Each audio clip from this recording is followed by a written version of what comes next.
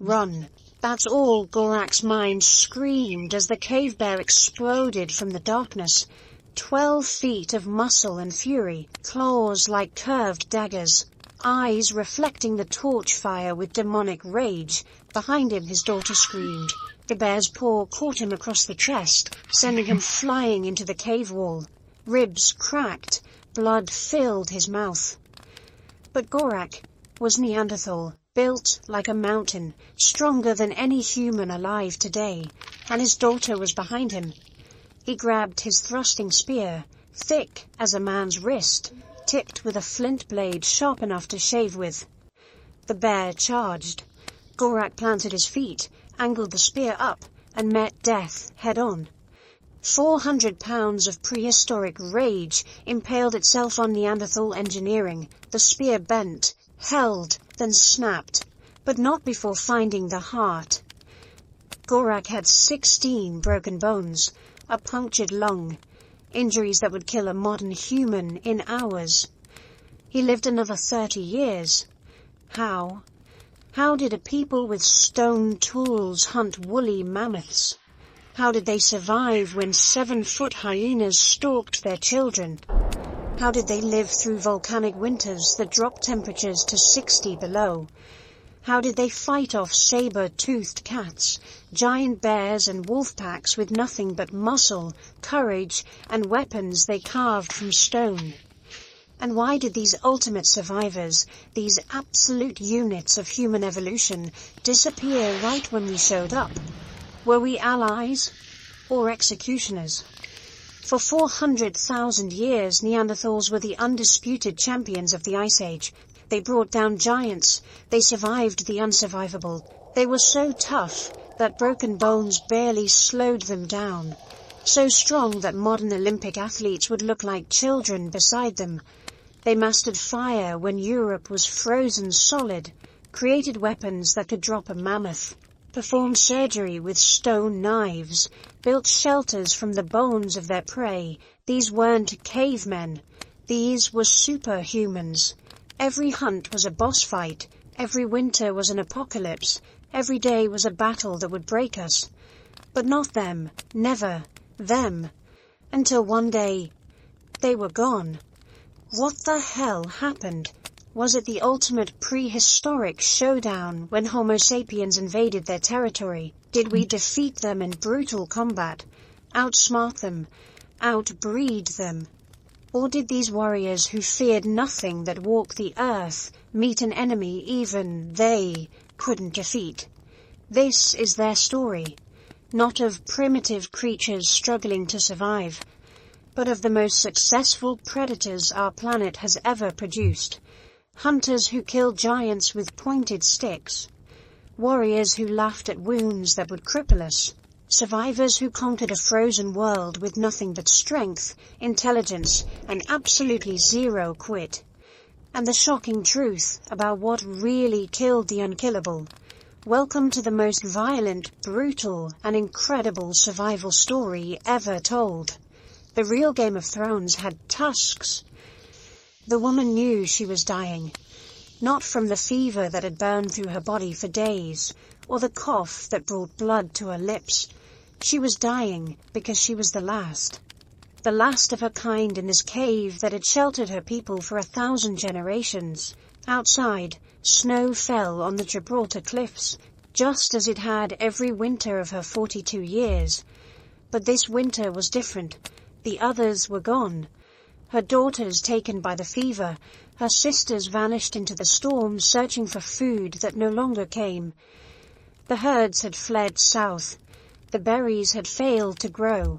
Even the sea, always generous with its shellfish and seals, had turned cold and barren. She pressed a hand against the cave wall, feeling the grooves where countless hands had touched before hers. Here, her grandmother had painted the red deer.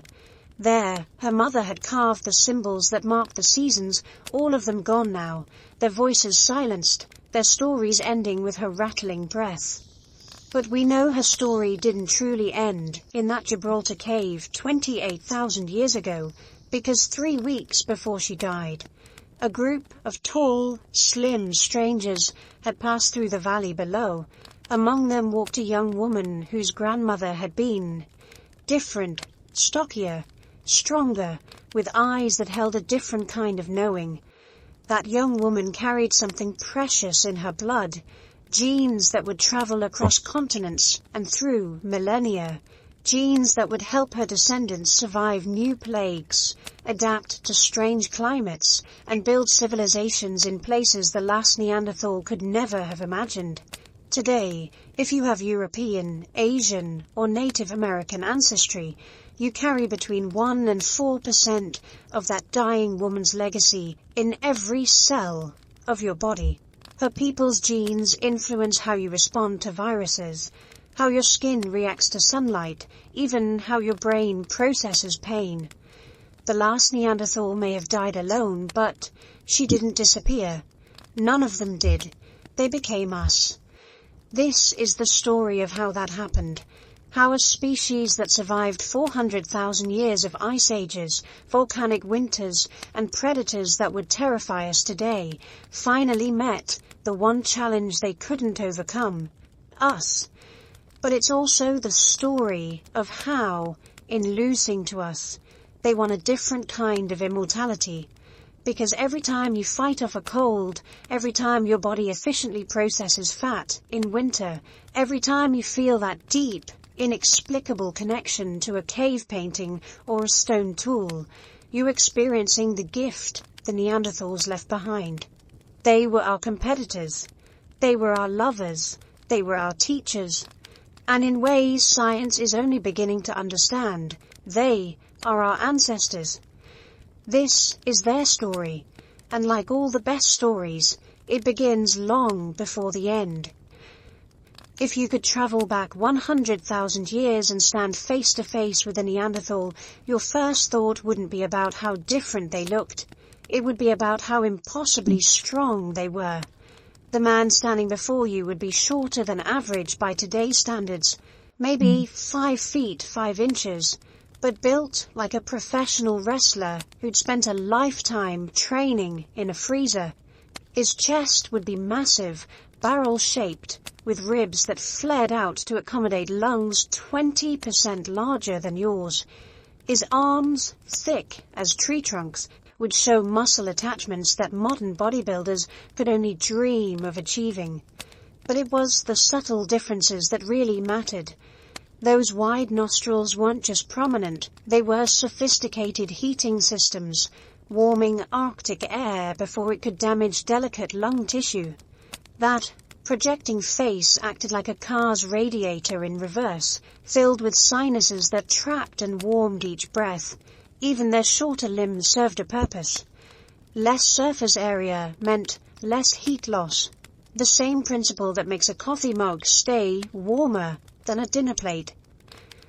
They were the Ferraris of the Ice Age, explains paleoanthropologist John Hawkes. Every single adaptation was precision engineered for their environment. The numbers tell an extraordinary story. A typical Neanderthal male weighed around 185 pounds, but that weight was distributed completely differently than ours. Where modern humans average about 29% muscle mass, Neanderthals pushed 40 to 45%. Their bones were 40% thicker than ours, with walls dense enough to snap a modern surgical saw. But perhaps most remarkably, their hands tell us they were far from the clumsy brutes of popular imagination. Those powerful fingers, with thumbs longer and stronger than ours, could exert crushing force when needed, yet the same hands created delicate jewelry from eagle talons, painted intricate symbols on cave walls, and played what might have been humanity's first flutes. Women were built just as powerfully as men, though slightly smaller. A Neanderthal woman would have made today's Olympic athletes look fragile. Chemical analysis of their bones shows they were every bit as active as males, hunting the same dangerous prey, traveling the same brutal distances, surviving the same impossible odds. Their children grew up faster than ours, reaching full adult brain size by age 5 instead of our leisurely teenage development. By 8, a Neanderthal child would already be learning to hunt mammoth. By 12, they were full members of the hunting party. It was a childhood compressed by necessity, but not without play. We've found toy spears and what might be dolls in Neanderthal sites. This accelerated development came with a cost. Neanderthal mothers needed 5,000 calories a day while nursing, nearly double what modern mothers require. In a world where every calorie had to be hunted, gathered, or scavenged, this massive energy requirement shaped everything about their society. Yet for 400,000 years these adaptations worked perfectly. The Neanderthals weren't just surviving in Ice Age Europe. They were thriving. Their bodies were masterpieces of evolution, shaped by hundreds of thousands of years of natural selection into perfect cold weather survival machines. But perfection for one environment can become a prison when that environment changes, and change was coming, carried in the slender bodies of a very different kind of human walking north from Africa. The attack came at dawn, when the mist still clung to the valley floor. 13 members of the clan were in the cave, 3 adult men, 4 women, 3 teenagers, 2 children, and baby Pila, barely old enough to crawl. They never had a chance. The strangers fell upon them with a fury born of desperation, stone axes rising and falling until the screaming stopped. But this isn't just another tale of prehistoric violence. This is the story of the El Cedron family, and what their bones revealed would revolutionize our understanding of Neanderthal society. Found in a Spanish cave in 1994, these 13 individuals died together around 49,000 years ago, but it was what geneticist Carl Laloesa-Fox discovered in 2010 that made them famous. Through painstaking DNA analysis, he uncovered something remarkable. These weren't random individuals who happened to share a cave. They were a family. All 7 males, from the adult men down to the children, shared identical mitochondrial DNA inherited from their mothers. They were brothers, cousins, uncles, and nephews. But the adult women each carried different mitochondrial signatures. They had come from other clans. It was like looking at a family photo album written in DNA. Laloesa-Fox explains, the men stayed where they were born. The women came from outside to join them. This pattern, called patrilocality, revealed a sophisticated social structure.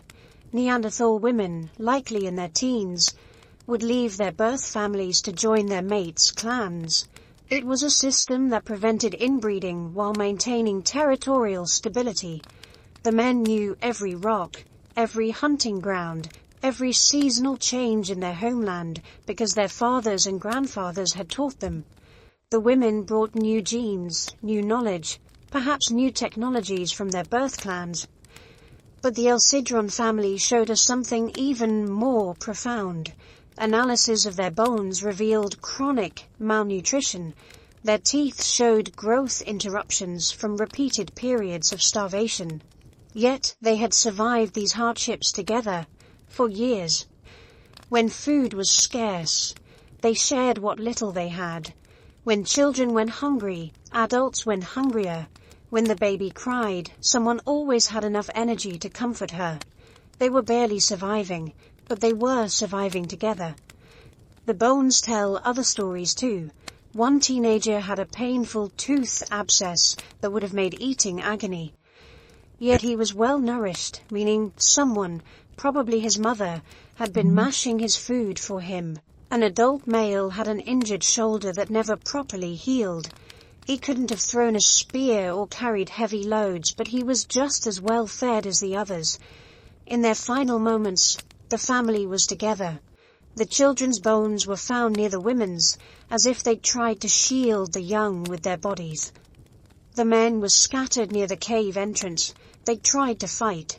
The attackers butchered them with the same stone tools they would have used on reindeer or horses. Cut marks on the bones, cracked open for marrow, tell us this was cannibalism, born of desperation. Another clan perhaps, driven to the ultimate taboo by starvation. But even in death, the Elcedron family couldn't be separated. Their bones remained tangled together, a testament to bonds that transcended death. 13 individuals who lived, loved, struggled, and died as one.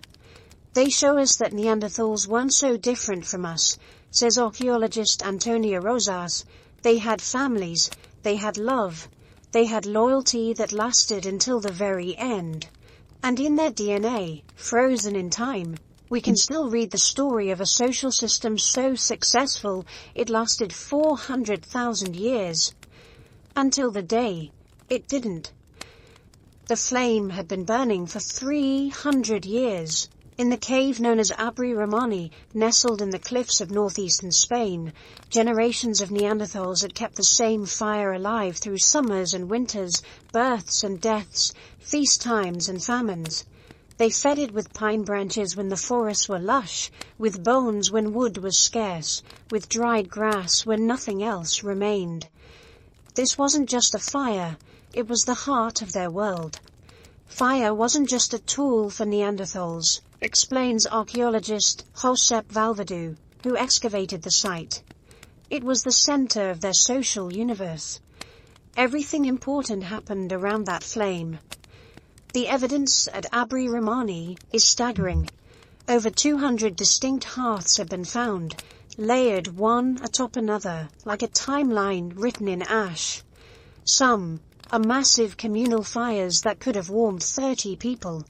Others are small, personal flames, what researchers call sleeping fires, positioned exactly where someone would want warmth through a cold night.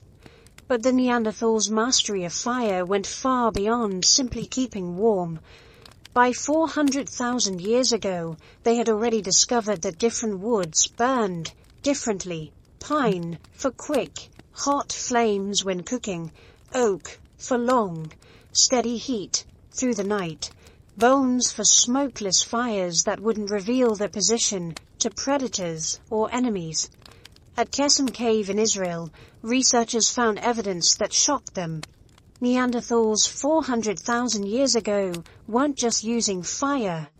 They were controlling it with a sophistication we didn't achieve again until the Industrial Revolution.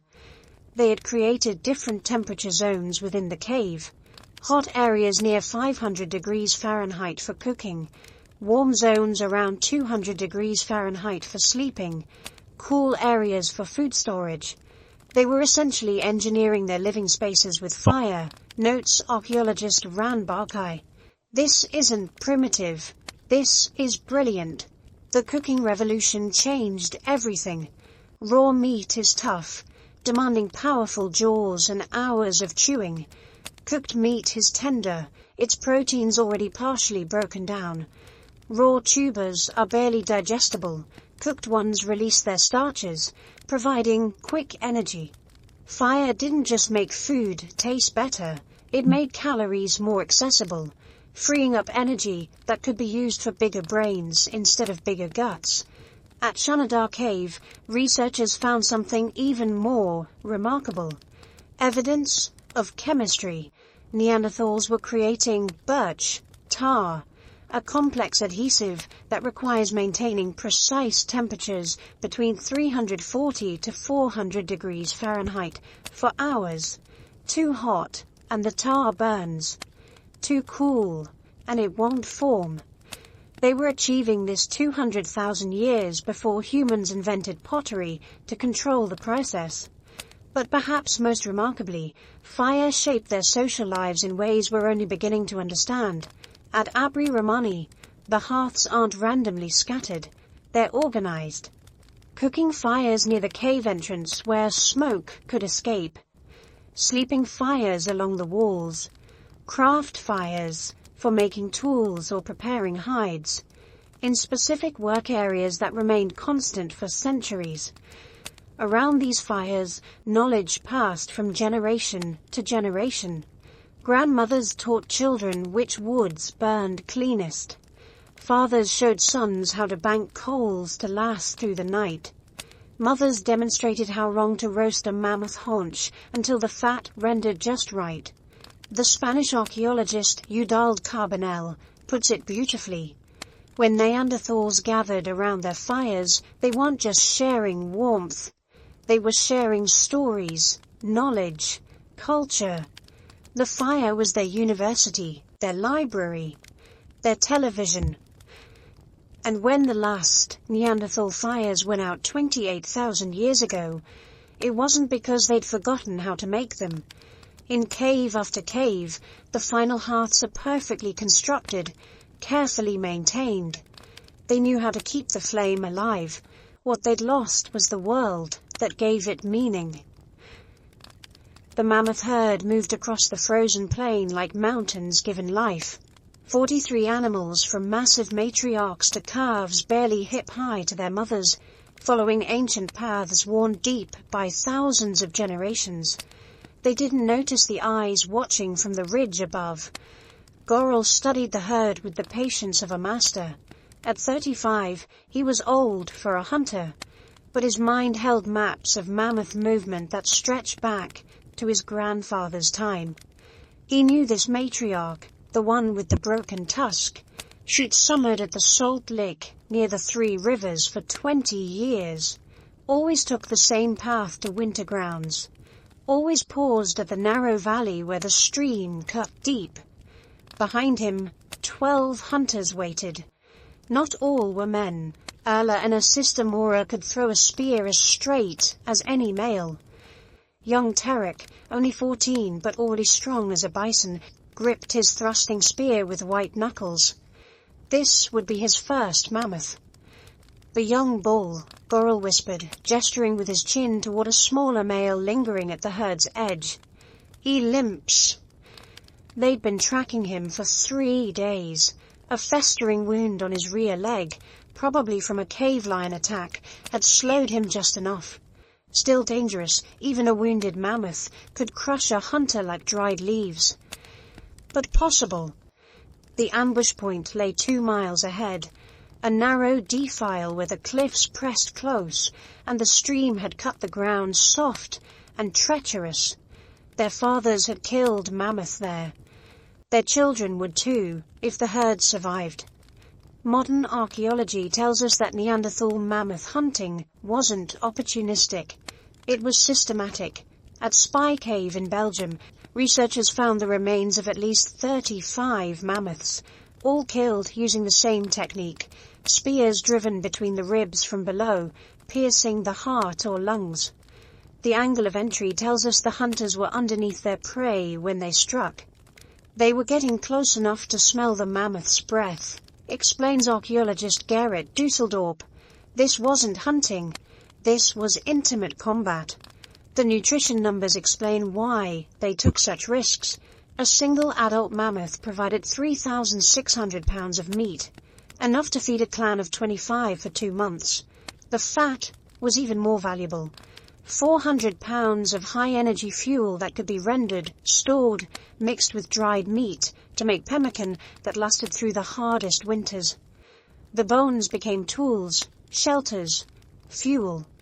The hide provided leather for a dozen winter coats. The sinew made the strongest thread available. Even the ivory was carved into needles and ornaments. But it was the hunt itself that defined them. At La Côte de Saint-Brelade on Jersey, Neanderthals drove entire mammoth herds off cliffs in organized kills that required precise timing, deep knowledge of animal behavior, and extraordinary coordination. These weren't the actions of desperate scavengers, but of apex predators who had turned mammoth hunting into a science. Gorrell's band reached the ambush point as the sun touched the horizon. They'd prepared this ground years ago, hidden pit traps covered with branches, escape routes blocked with thorn barriers, spear caches positioned at critical points. Every hunter knew their role. The wounded bull entered the defile, favoring his infected leg. The matriarch trumpeted a warning, but too late. Mora and another hunter burst from cover, shouting and waving burning brands. The herd panicked, crushing forward. The wounded bull, unable to keep pace, found himself alone as the herd thundered past. Tarek would always remember what happened next. The bull, sensing the trap, tried to turn. His wounded leg collapsed. As he struggled to rise, Goral appeared beneath him like a ghost, driving his spear upward with every ounce of his strength. The flint point, sharp as surgical steel, found the gap between ribs. The bull's scream shook snow from the cliffs. Blood erupted from his trunk as his massive heart pumped its last. He swayed, steadied, took one step toward Goral and toppled like a falling mountain. Silence. Then Ela's victory cry, taken up by every throat. They'd done it. Tarak had become a mammoth hunter. The clan would survive another winter. As darkness fell, they built fires around their kill, beginning the long work of butchery. Songs rose with the smoke, ancient songs of gratitude to the mammoth spirit, of pride in the hunt, of promises that nothing would be wasted. 16,000 years later, the last mammoth would die on a lonely Arctic island. But on this night, in this valley, the great dance between hunter and hunted continued as it had for 100,000 years. Neither predator nor prey could imagine it would ever end. The boy's screams had stopped 3 days ago. Now he lay still on the bed of furs, his leg grotesquely swollen from knee to hip, skin stretched tight and angry red with veins of black, creeping upward like poison rivers. He dies tonight, muttered Gorak, the clan's strongest hunter. The black blood reaches his heart. He dies. We've all seen it. But Yana, the clan's healer, wasn't listening. She was grinding, her weathered hands working the pestle in steady circles, crushing the inner bark of the white tree into powder. Beside her lay other mysteries.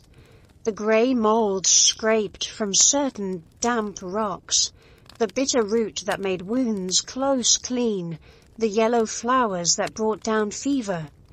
She'd learned this knowledge from her grandmother, who'd learned from hers reaching back through generations beyond counting. Not all of it worked. She'd buried too many patients to claim otherwise. But sometimes, just sometimes, the old ways surprised even her. "Hold him," she commanded. What happened next would have seemed impossible to archaeologists just decades ago, but chemical analysis of Neanderthal dental plaque has revealed they were sophisticated healers, using natural antibiotics and painkillers in ways that wouldn't be rediscovered until modern times. At El Sidron Cave in Spain, researchers found a young Neanderthal who'd suffered from a painful dental abscess. Trapped in his teeth's plaque were traces of poplar bark, which contains salicylic acid, the active ingredient in aspirin, and penicillium mold, the source of penicillin. He'd been self-medicating with nature's pharmacy 50,000 years before Alexander Fleming's accidental discovery. This wasn't random plant consumption, emphasizes researcher Karen Hardy. This was targeted pharmaceutical use.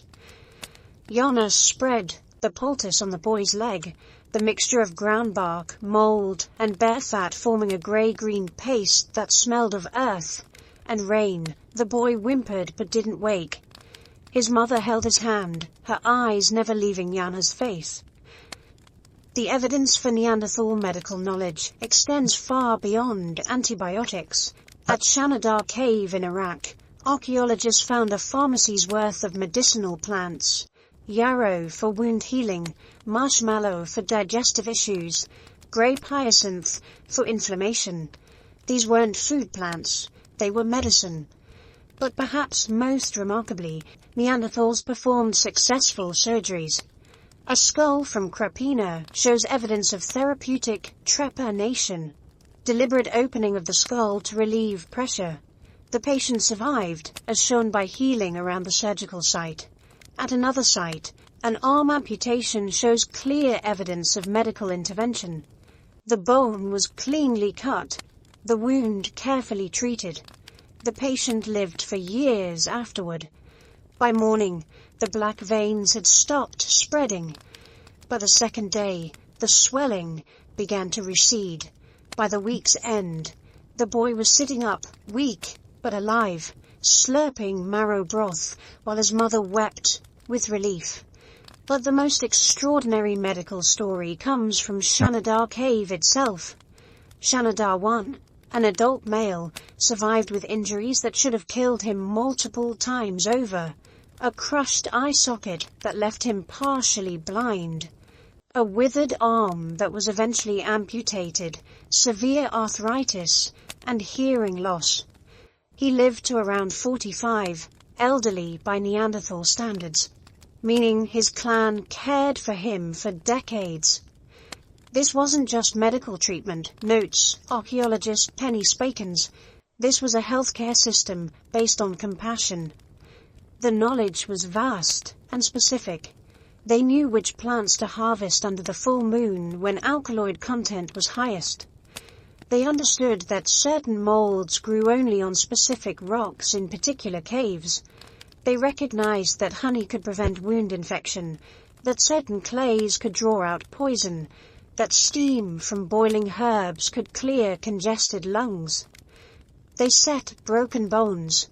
We find healed fractures perfectly aligned. They developed splints from wood and leather. They even understood physical therapy, where patterns on healed injuries show patients were kept mobile during recovery. Jana lived to train 3 apprentices in her knowledge. Her treatments saved dozens of lives, from hunters gored by aurochs, to children burning with fever, to women struggling through difficult births. She couldn't save everyone. Neanderthal cemeteries show they mourned many early deaths. But she and healers like her gave their people something precious: hope. When modern humans arrived in Europe carrying new diseases, Neanderthal healers faced challenges their ancient pharmacy couldn't meet. Plagues that barely sickened the newcomers devastated Neanderthal clans. All their knowledge, accumulated over thousands of generations, couldn't combat pathogens their immune systems had never encountered.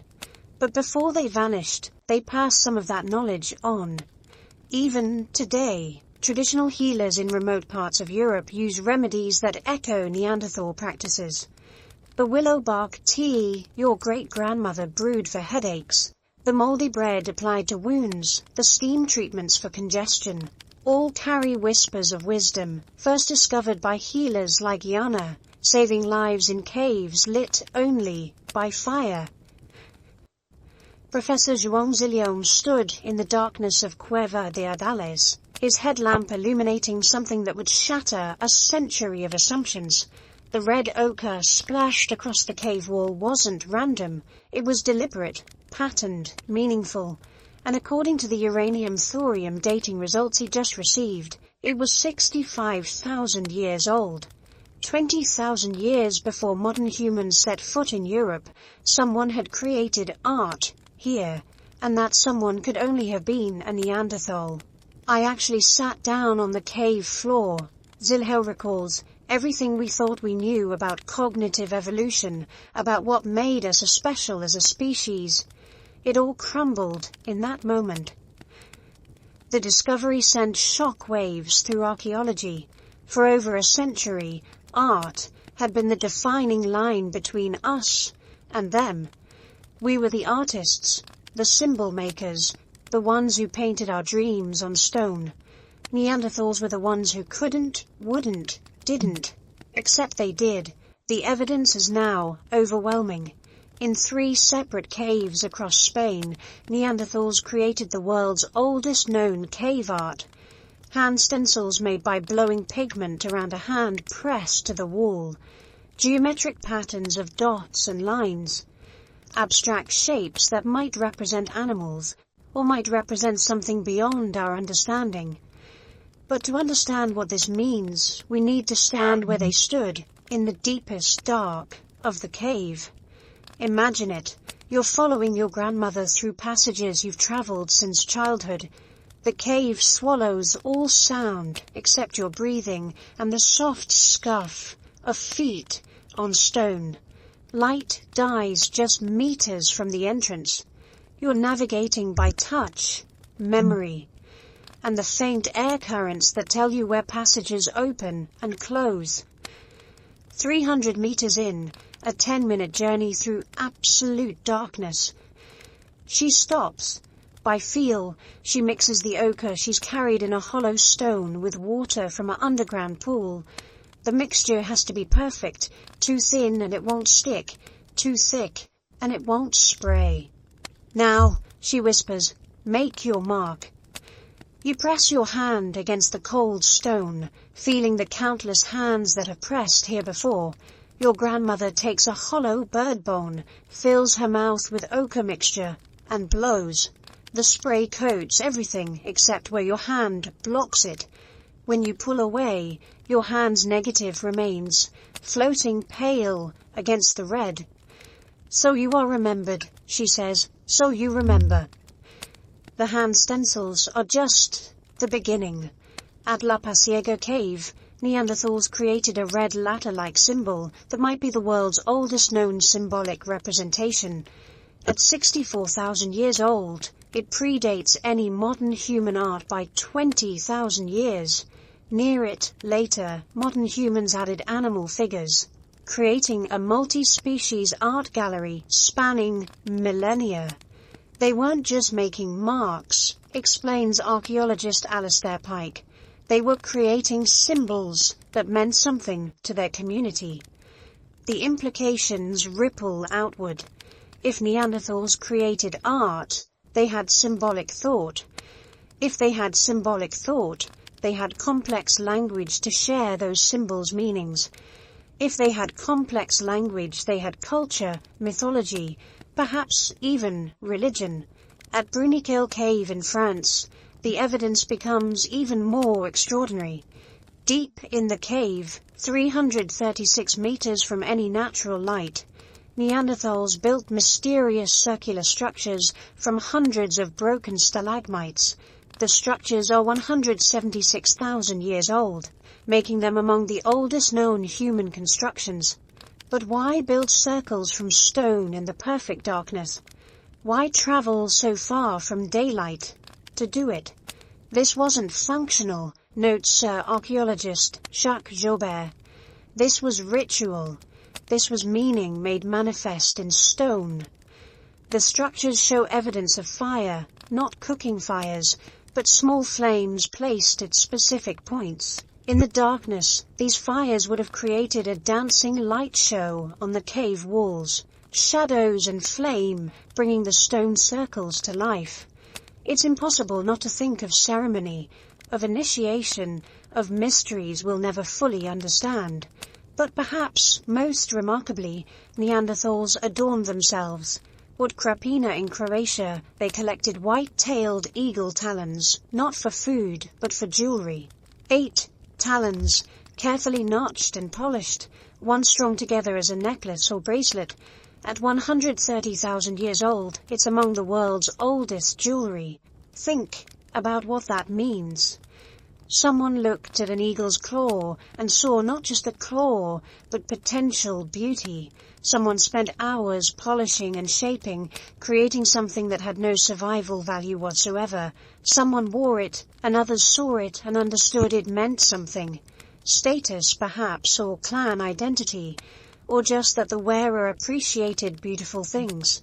The cognitive revolution that supposedly separated us from all other humans. Neanderthals had it first. The symbolic thought that made us human. They were already there. The need to make meaning from the world, to leave our mark, to say, I was here. That's not what made us special. That's what made us family. In Cueva de Dales, Zillow found something else.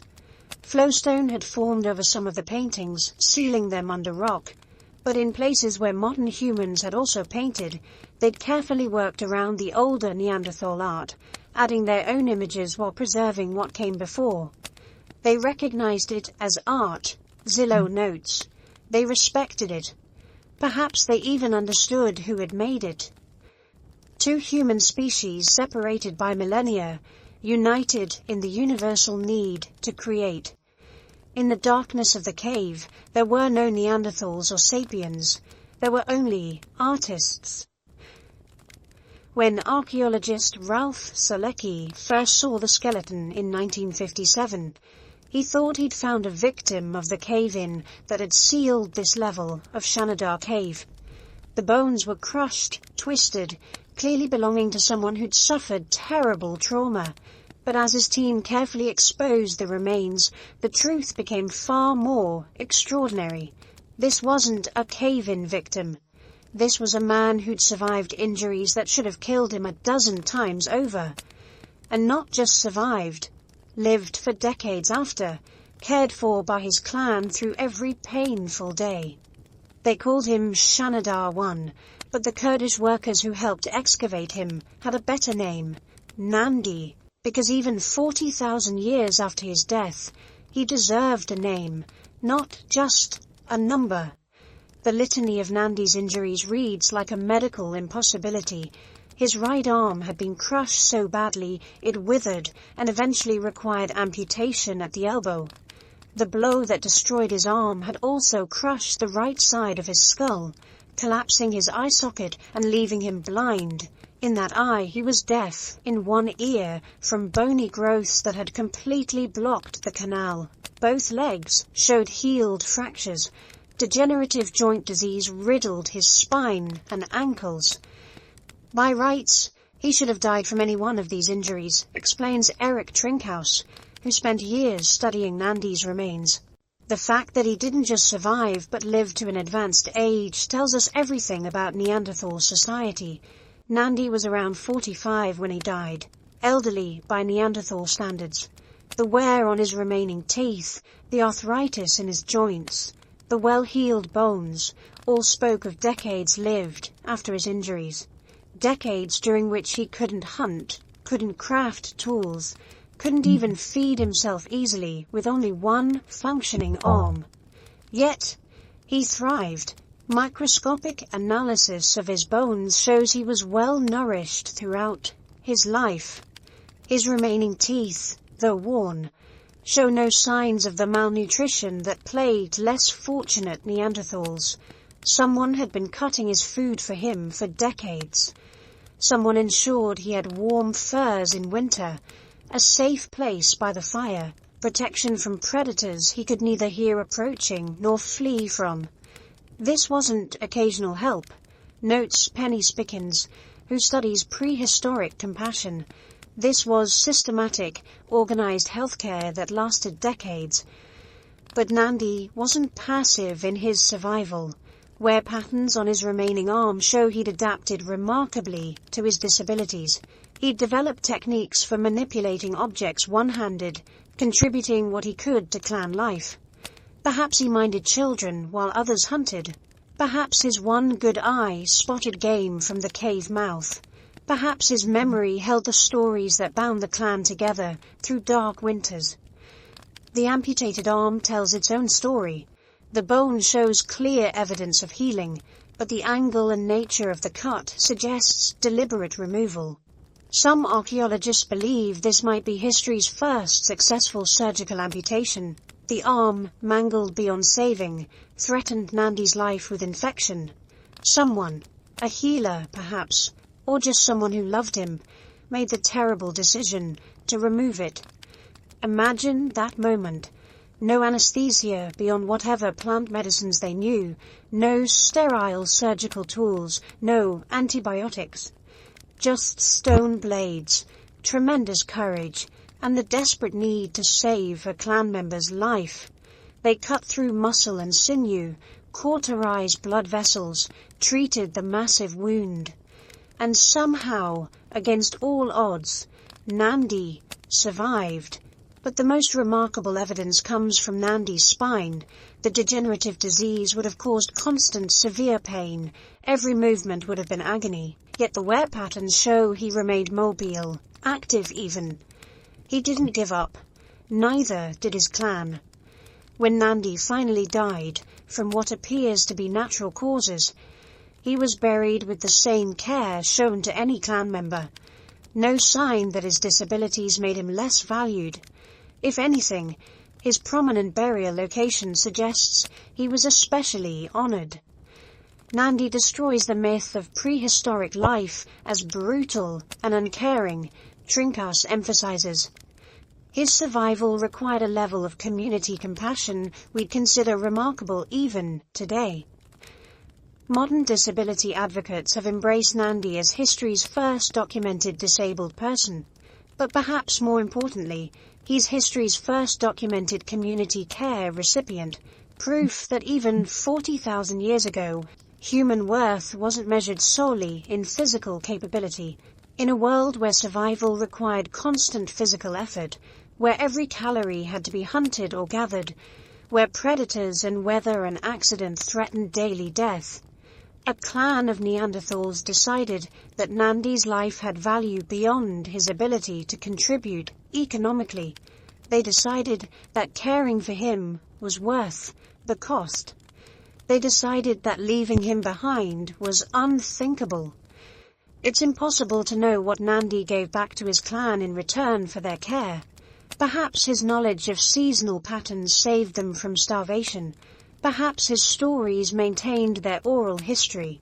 Perhaps his mere presence, proof that the clan cared for its own, gave them the cohesion to survive in a brutal world. Or perhaps he gave them nothing tangible at all. Perhaps they cared for him simply because he was family, and that's what families do. Whatever the reason, Nandi lived. Through pain we can barely imagine, through limitations that would challenge even modern patience, through a world that showed no mercy to the weak. He lived, and in living he showed us something precious about our Neanderthal cousins. They were human in the ways that matter most. The strangers appeared on the ridge at dawn, silhouetted against a sky the color of blood. Kesh counted them quickly, 12 adults, perhaps 15. Hard to tell with the children darting between the adults' legs. They moved wrong, these newcomers. Too upright, too smooth, like water flowing over rocks instead of the powerful, deliberate stride of real people. Behind him, his clan stirred awake. His brother Thak reached for his spear, but Kesh held up a hand. Wait, watch. Learn. The strangers were thin where his people were thick, tall where his people were broad. Their faces seemed naked, small brows, pointed chins, eyes that caught the light differently. But it was their spears that made Kesh's breath catch. Slim, impossibly straight, tipped with stone points so small and delicate they looked like toys. Yet he'd seen what those toy points could do. 3 moons ago, he'd found a red deer dead by the river, one of those impossible spears through its chest. The angle was wrong, not thrust from below like proper hunting, but from far away. Magic, his mother had said. Cowardice, his brother had spat. Now the magic makers were here. This meeting, or one very much like it, happened thousands of times across Europe and Asia as modern humans spread out of Africa. But the most extraordinary evidence comes from Grotte Mandré, a cave in France's Rhône Valley that perfectly preserves humanity's first confirmed encounter. The archaeological layers tell the story like pages in a book. For thousands of years, Neanderthals lived here, leaving their distinctive Mysterian tools. Then, 56,800 years ago, everything changes. A new layer appears, filled with tiny, precisely made points, unlike anything Neanderthals produced. Modern humans had arrived. But here's the stunning part. They didn't stay. After just 40 years, barely 2 generations, the modern human tools vanish. Neanderthal tools return for another 12,000 years. It's as if the encounter never happened. This completely rewrites our understanding, explains Ludovic Slimak, who excavated the site. The first modern humans in Europe weren't conquerors. They were visitors who failed. The stranger woman stepped forward, hands empty, palms showing. She made sounds, liquid, musical, nothing like proper speech. But her intent was clear. Peace, trade, talk. Kesh's mother, old Yana, surprised everyone by walking out to meet her. The two women circled each other like wary wolves, taking in details. The stranger wore furs, but sewn so fine, the stitches were invisible. Shells hung from her neck. Shells from a sea none of them had ever seen. She smelled wrong, too. Not bad, just different. Then the stranger did something extraordinary. From a pouch at her waist, she produced a piece of stone unlike anything Kesh had seen. Black as night, sharp as winter wind, it caught the light like frozen water. She held it out to Yana, a gift. The genetic evidence tells us these encounters weren't always peaceful, but remarkably, violently, intimately, our species mingled. Every non-African human alive today carries the proof in their DNA, between 1 and 4% Neanderthal genetics, inherited from unions that began in these first meetings. Recent research narrows down when this happened. Between 50,500 and 43,500 years ago, with a peak around 47,000 years ago. For 7,000 years, 2 human species shared territories, traded, fought, and loved. But the initial meetings must have been staggering in their strangeness. Imagine seeing someone almost like you, but not quite, close enough to recognize as human, different enough to be alien, like looking in a funhouse mirror that reflects something familiar, yet fundamentally other. Days passed. The strangers made camp visible from the cave, but carefully distant. Neither group approached the other, but both watched constantly. The children, as children do, grew brave first. A stranger boy wandered too close to the cave, and Thak's daughter offered him a honey cake. He took it, smiled, and that smile was perfectly, universally human. Slowly, carefully, the groups began to interact.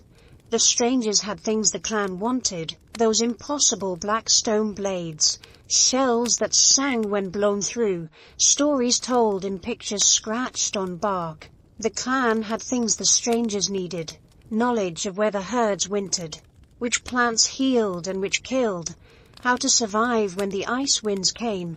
But it was the moment when Stranger Man Delu sat by their fire and began to sing that everything changed. The melody was foreign, the words meaningless, but music is music. When he finished, old Yana sang one of their songs, The Mammoth Hunt, the rhythm beaten out on a hollow log. That night, for the first time in 300,000 years of separation, 2 branches of humanity shared a fire.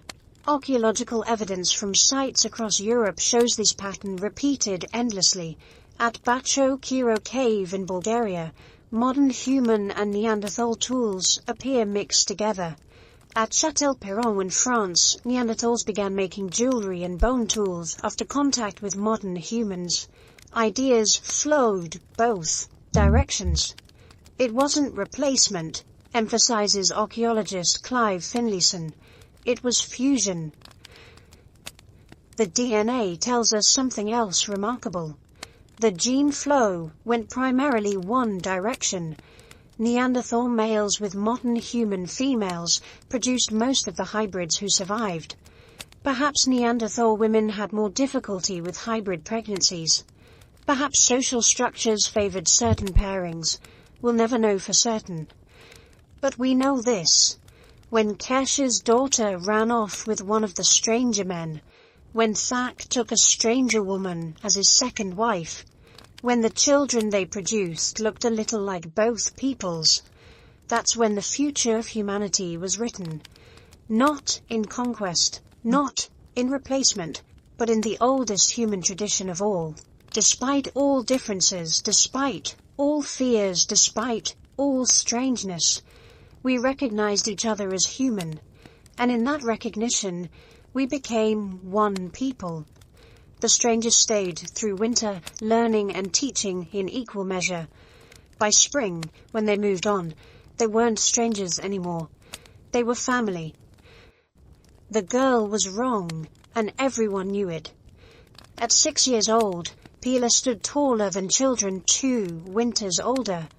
Her face carried her mother's sharp features, the pointed chin, the high forehead, but her body was her father's, thick with muscle that shouldn't exist. On a child, she could throw stones farther than boys twice her age, but her fingers were too clumsy for the fine beadwork the other girls mastered easily. She didn't fit anywhere. Too different for her mother's people, who whispered about the half-blood when they thought she wasn't listening. Too strange for her father's clan, who loved her, but looked at her with eyes full of worried confusion. Even her own body seemed at war with itself, growing too fast in some ways, too slow in others. Pila was a hybrid, a child of 2 humanities, and 45,000 years ago, she was far from alone. The archaeological evidence for these first-generation hybrids is written in bone. At Oase Cave in Romania, scientists found a jawbone that made them question everything. Dated to 42,000 to 37,000 years ago, it clearly belonged to an early modern human. But the features were wrong. Too robust, teeth too large, jaw too powerful. When they extracted DNA, the truth was stunning. This individual, named Oase 1, was 6 to 9% Neanderthal. His great-great-grandfather had been a full Neanderthal. He was one of Pila's people, caught between worlds. We used to think hybridization was rare, explains geneticist Jomei Fu. Now we know it was the rule, not the exception. For thousands of years, hybrid children like Oase 1 were being born across Eurasia. But what was life like for these children? Pila's earliest memory was of trying to keep up. Her mother's people moved like wind across the landscape, covering vast distances with their long legs and efficient stride. Her father's people moved deliberately, powerfully, but slowly. She had her father's shortened limbs, but her mother's restless energy. Every journey was exhaustion. She burns too hot, her grandmother muttered, watching Pila devour her third helping of meat. It was true. Her metabolism raged like a wildfire, demanding constant fuel. She needed more food than other children, but couldn't digest it as efficiently. Stomach cramps were her constant companion. Modern genetic studies reveal why. Neanderthal and modern human metabolisms were calibrated differently. Neanderthals needed massive caloric intake, but processed it efficiently for their cold-adapted bodies. Modern humans needed less, but burned it faster. Hybrid children got caught in the middle, high needs, inefficient processing. But Pila had advantages too. When the winter fever swept through camp, killing 3 children and leaving adults weakened for months, Pila barely sneezed. Her immune system, inheriting resistances from both lineages, fought off diseases that devastated others. Her brain, too, was different. She learned her mother's complex grammar easily, but struggled with the tonal subtleties. She could track animals like her father's people, reading signs in disturbed grass that others missed, but couldn't master the mental maps her mother's people used to navigate vast territories. She thinks sideways, her teacher said, not unkindly. It was true. Problems that stumped others, she solved instantly. But simple tasks, threading a needle, weaving patterns, left her frustrated to tears. Modern neuroscience suggests hybrid brains might have functioned differently. Neanderthal brains were larger but organized differently, with more volume dedicated to vision and body control.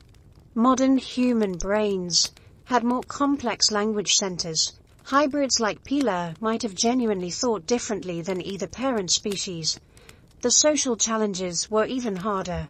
When Pila reached puberty at 10, years earlier than her mother's people expected, years later than her father's.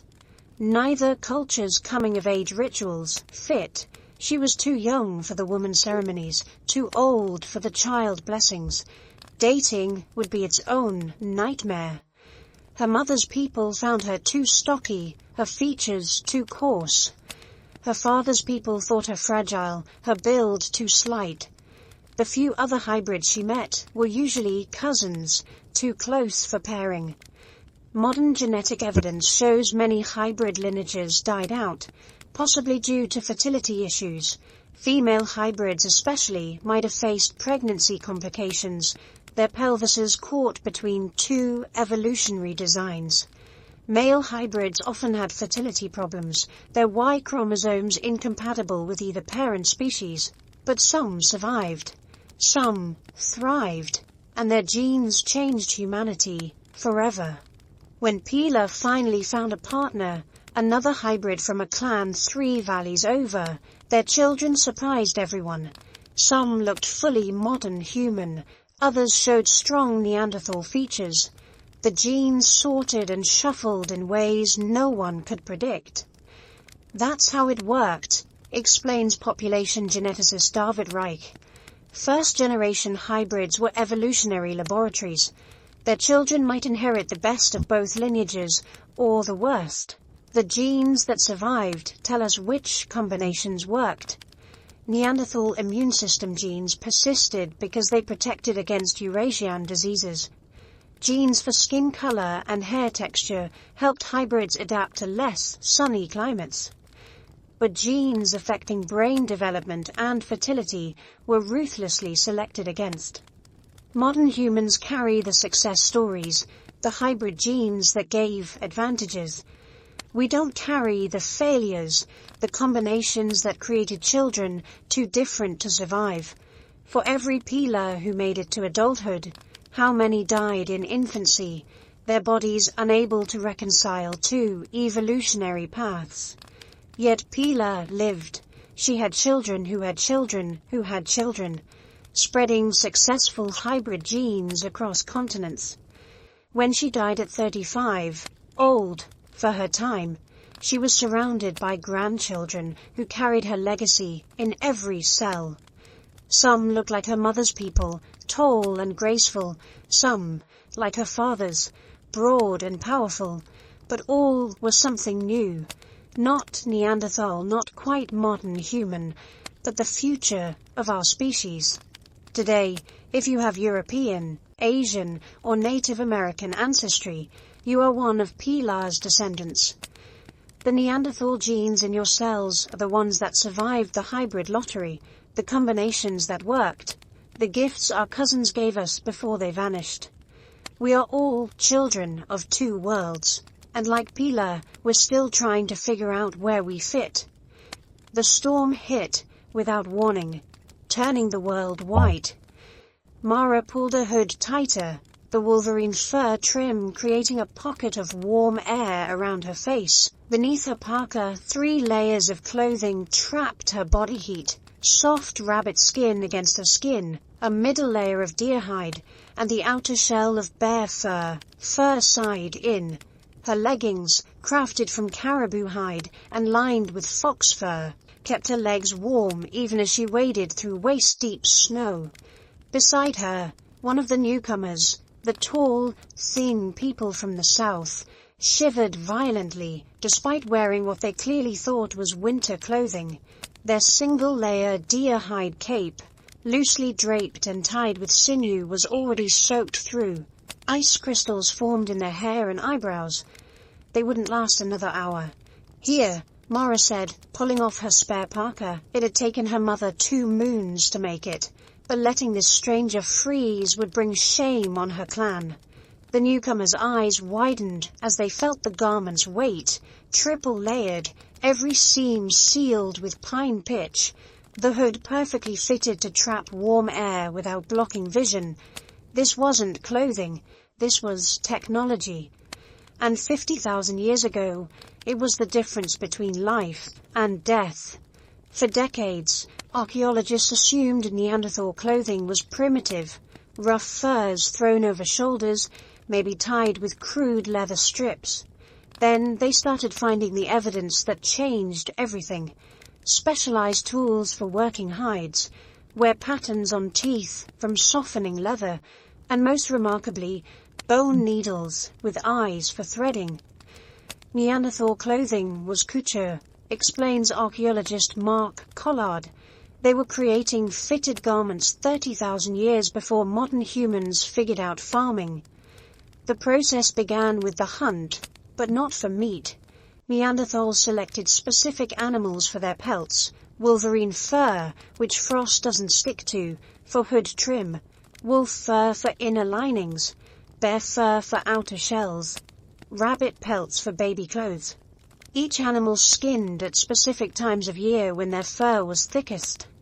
At Abri de Maras in France, researchers found evidence that changed our understanding forever. Microscopic analysis of stone tools revealed they were used exclusively for working dry hides, but more importantly, the wear patterns showed Neanderthals were scraping hides from specific angles that only made sense if they were creating fitted sleeves. They weren't making blankets with armholes, notes archaeologist Marie-Hélène Moncel. They were tailoring. They were creating sleeves that moved with the body. The mathematics of survival in Ice Age Europe are brutal. At -40 degrees Fahrenheit, exposed skin freezes in under 5 minutes. Wind chill could drop effective temperatures to -60 degrees Fahrenheit. Without proper clothing, hypothermia kills in hours. Neanderthals didn't just survive these conditions for 400,000 years, they thrived in them. Their toolkit tells the story: specialized scrapers for removing fat from hides, burnishers for softening leather, awls for punching holes. And yes, needles, not with eyes like modern needles, but grooved at the end where sinew could be wrapped and pulled through holes. But the real genius was in the design. Analysis of wear patterns on Neanderthal bones suggests they wore close-fitting garments that allowed full range of motion. No billowing robes that would catch on branches or tangle during hunts. Form-fitted pants, possibly with feet attached like modern snowsuits. Parkas with integrated hoods that turned with the head. At Arcy-sous-Caux in France, archaeologists found something extraordinary: evidence of decorated clothing, ivory beads and shells with wear patterns showing they were sewn onto garments. This wasn't just functional. Neanderthals were making fashion statements 50,000 years ago. The stranger survived the storm, wrapped in Mara's spare parka. Later, by the fire, they tried to trade for it, offering stone blades, shell ornaments, even their strange throwing spears. Mara shook her head. You couldn't trade 3 months of work, the accumulated knowledge of generations. Instead, she did something better. She taught them. Modern experiments show it takes 60 to 80 hours to create a full set of Neanderthal winter clothing using their tools. First, carefully skinning the animal to preserve the hide's integrity. Then, days of scraping, each pass removing a paper-thin layer of fat and membrane, soaking in brains, the lipids perfectly formulated to penetrate and preserve the hide, smoking over specific woods to make it water-resistant. But that was just preparing the materials. The real skill came in the construction, cutting pieces that used every inch of valuable hide, sewing seams that wouldn't leak heat, creating joints at shoulders and elbows that allowed movement without tearing, adding toggles and ties that could be operated with mittened hands. It's engineering, emphasizes archaeologist Nathan Wales. They were solving complex 3-dimensional problems with stone tools and sinew. The mittens alone were masterpieces, 2 layers, an inner liner of rabbit fur, an outer shell of bear or wolf hide. A sinew cord connected them and ran up through the sleeves so they couldn't be dropped and lost in a blizzard. The palms were reinforced with extra leather for gripping tools. Footwear was equally sophisticated. Multiple layers starting with grass or fur insulation, wrapped in soft leather, covered with a tough outer sole. Some evidence suggests they even created crampons, bone or antler spikes attached to soles for walking on ice. This clothing technology explains something crucial: how Neanderthals survived in places modern humans couldn't reach for another 20,000 years. When modern humans first entered Europe, they died in droves during harsh winters. They had to learn cold weather clothing from the masters who'd perfected it over millennia. The knowledge transfer happened slowly, imperfectly. Early modern human sites in Europe show a gradual adoption of Neanderthal clothing techniques, but they never quite match the originals. Even today, traditional Arctic clothing follows principles Neanderthals pioneered 100,000 years ago, when the last Neanderthals died out. This knowledge almost vanished with them. But fragments survived, passed down through hybrid children who remembered their grandmother's sewing techniques. In remote corners of Siberia and the Arctic, indigenous peoples still use methods that echo Neanderthal innovations. Every time you zip up a parka, you're using technology that began with people like Mara, who understood that in the battle against cold, engineering beats endurance every time. The smell hit you first, rich, complex, mouth-watering. Smoke mixed with roasting meat, but underneath, something more subtle. Herbs, wild garlic, the earthy sweetness of roots caramelizing in the coals. Letta stirred the mixture bubbling in the hollowed-out section of Auroch's stomach. Suspended over the fire by a tripod of mammoth tusks, she added another heated stone, watching the liquid hiss and bubble. The soup, for that's what it was, though no archaeologist would believe it for another 50,000 years, contained chunks of horse meat, wild parsnips, cattail roots, and mushrooms she'd gathered that morning. More salt, her daughter Neri suggested, offering a handful of the precious white crystals they'd traveled 3 days to collect from the dried lake bed.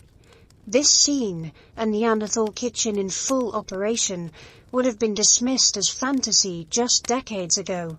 Neanderthals were supposed to be crude meat-eaters, tearing flesh from bones with their teeth, swallowing it half raw. The reality, revealed by new archaeological techniques, shows they were sophisticated cooks who would have been right at home in any modern kitchen. The evidence comes from the most unlikely source: fossilized poop. Coprolites from El Salt in Spain, dated to 50,000 years ago, revealed a shocking diversity of plant foods. Not just any plants, cooked plants. The cellular structure showed they'd been roasted, boiled, perhaps even fermented. We found evidence of mushrooms, pine nuts, moss, and various tubers, explains archaeologist Ainara Sistiaga. This wasn't survival food, this was cuisine. But the real revolution came from studying Neanderthal teeth. Trapped in the calcified plaque were microscopic food particles, preserved like insects in amber. At Shanadar Cave, researchers found starch grains from barley, legumes, and dates, all showing damage patterns that only come from cooking. Later's kitchen tools would seem primitive to modern eyes, but they got the job done.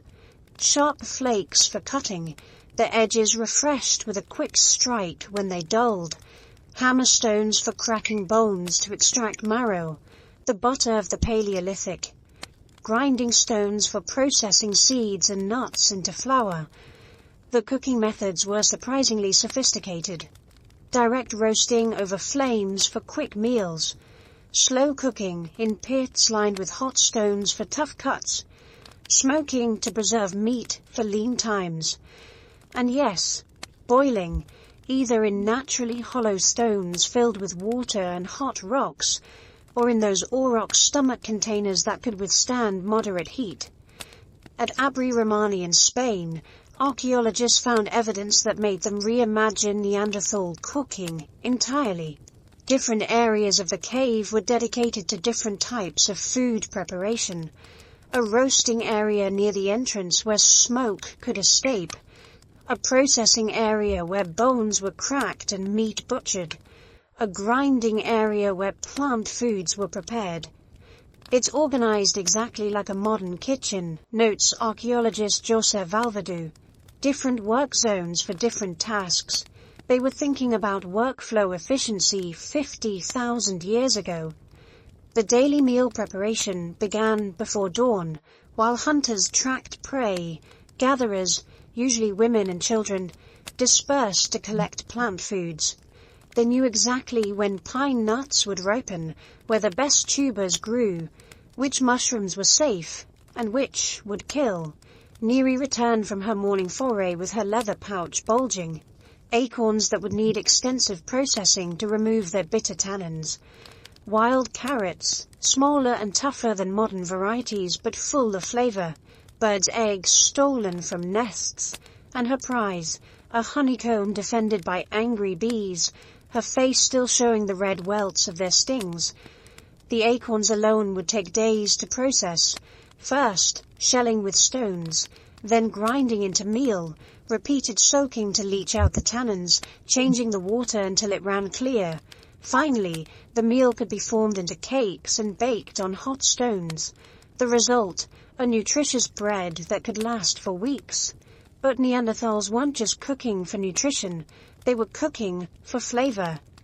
At El Cedron Cave, researchers found evidence of yarrow and chamomile in dental calculus. These plants have no nutritional value. They're bitter, medicinal. The only reason to add them to food is taste. They were using herbs and spices, emphasizes researcher Karen Hardy.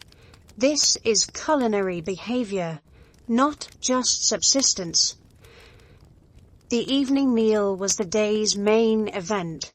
As darkness fell, the clan gathered around the central hearth. The soup had been simmering for hours, the tough horse meat now tender enough to fall apart. Later added the final touches, wild onions for bite, mint leaves for freshness. The serving was as important as the cooking. The oldest got the choicest pieces, organs rich in vitamins, marrow full of calories. Pregnant women received extra portions.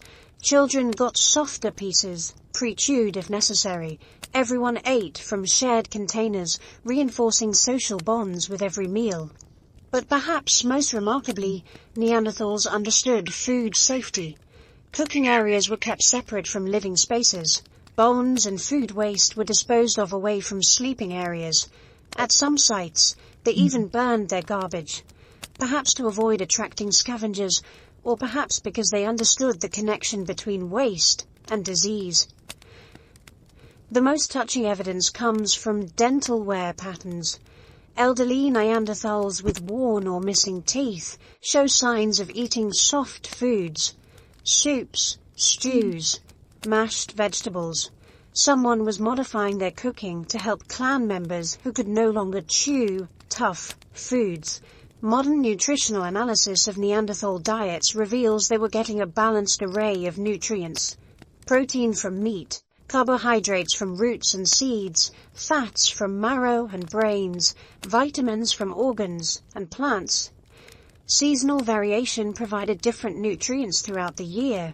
When modern humans arrived in Europe, they found a population of master chefs who knew every edible plant, every cooking technique, every way to extract maximum nutrition from their environment. The newcomers had their own food traditions, but they learned eagerly from Neanderthal kitchen wisdom. Today, the paleo diet movement ironically misunderstands what Paleolithic peoples actually ate. Neanderthals weren't just eating meat. They were creating complex, flavorful meals that nourish both body and community. Every shared meal reinforced social bonds, transmitted cultural knowledge, and provided comfort in a harsh world. Later's soup recipe died with her clan. But the tradition of gathering family around food, of taking pride in cooking, of sharing meals as an act of love, that survived. Every time you add herbs to a stew, every time you modify a recipe for someone with dietary restrictions, every time you gather your family for dinner, you're honoring a tradition that began in Neanderthal kitchens 100,000 years ago. They weren't just feeding bodies, they were nourishing souls. And in that, they were exactly like us. The argument had been going on for 3 days. Gorak insisted the herds would move east this year. Following the early thaw, his nephew Torin disagreed. The bone patterns, the flight of birds, everything pointed west. The clan couldn't afford to be wrong. Choose incorrectly, and they'd face starvation. Listen, old Amma finally said, her voice cutting through the debate like a flint blade through hide. She didn't shout. Amma never shouted, but when she spoke, everyone listened. In the time of my grandmother's grandmother, when the ice came early and the mammoths vanished. She began to tell the story, her hands moving in precise gestures that accompanied each word. The position of stars, the color of sunset, the behavior of wolves. Details preserved across 5 generations, each word placed exactly where it belonged, creating a map in sound that would guide them to survival. This scene, Neanderthals using complex language to transmit crucial information, would have been scientific heresy just decades ago. Neanderthals couldn't speak, the textbook said. Their throats were wrong, their brains too primitive. They could grunt, maybe gesture, but true language, impossible. The textbooks were wrong. The evidence started with a tiny bone. In 1989, archaeologists at Kibara Cave in Israel found a Neanderthal hyoid, the delicate bone that anchors the tongue. It was identical to a modern human's. Computer modeling showed their vocal tracts could produce every sound we make. The anatomy was there, explains linguist Philip Lieberman, who once argued against Neanderthal speech, but changed his mind when faced with new evidence. They had the hardware. The question became, did they have the software? The answer came from genetics. Neanderthals had the FOXP2 gene, crucial for language development. Not just any version, they had the same variant modern humans carry. When researchers looked closer, they found Neanderthals had 11 of 13 genes associated with language in modern humans. But anatomy and genes only tell part of the story. The real evidence comes from archaeology, from lives that couldn't have been lived without complex communication. Torin gestured as he spoke, his hands drawing pictures in the air. Not random movements, specific signs that modified his words. Mammoth big bull angry was different from mammoth cow with calf. The hand signs weren't replacing speech, but enriching it, adding layers of meaning that voice alone couldn't carry. This mixed speech and sign system makes perfect sense for Ice Age hunters. Try shouting complex instructions while stalking prey, and you'll have very hungry hunters. But combine spoken words with visual signs, and you can communicate silently when needed, verbally when possible. Modern hunter-gatherers in similar environments often develop exactly such systems. The Neanderthals, spreading across diverse territories from Spain to Siberia, would have needed even more linguistic flexibility. Their language wasn't primitive, argues cognitive scientist Francisco Derrico. It was adapted perfectly to their needs. Consider what Neanderthal life required linguistically. Teaching someone to make birch tar, a complex process requiring precise temperature control over hours, demands sophisticated instruction. You can't just point and grunt. You need conditionals. If the smoke turns black, reduce the heat. You need sequencing.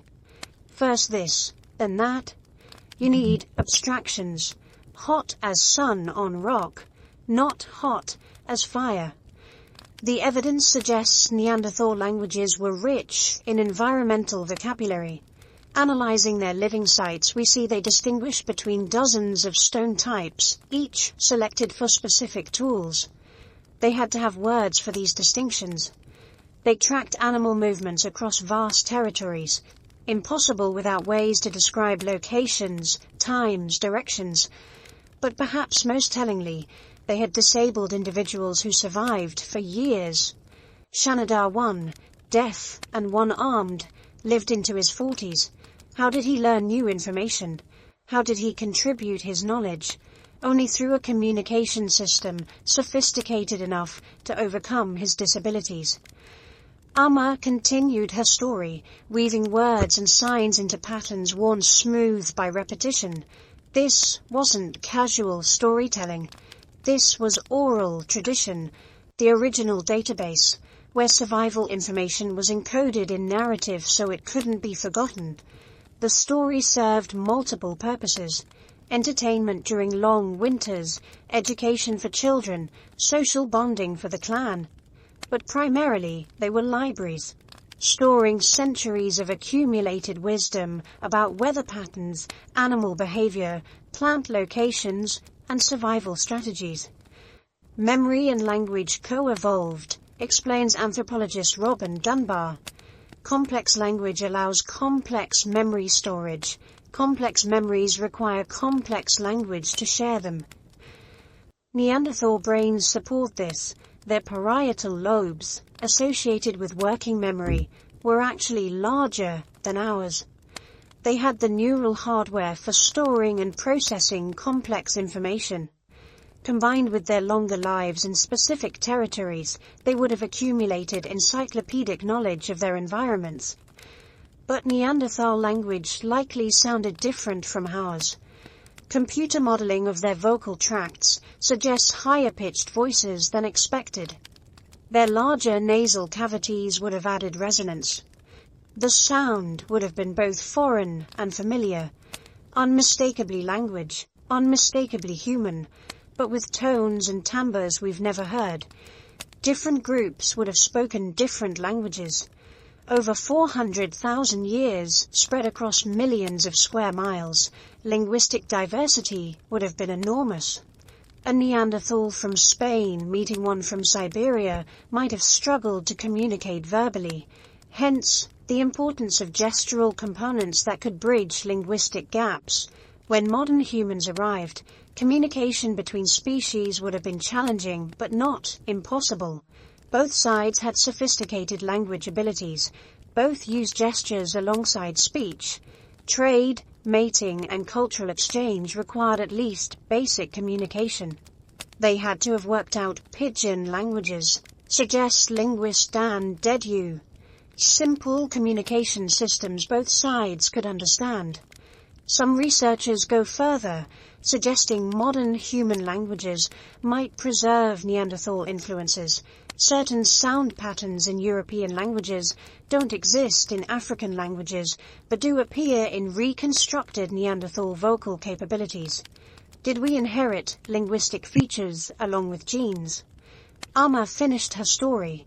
The stars, the winds, the subtle signs all pointed west.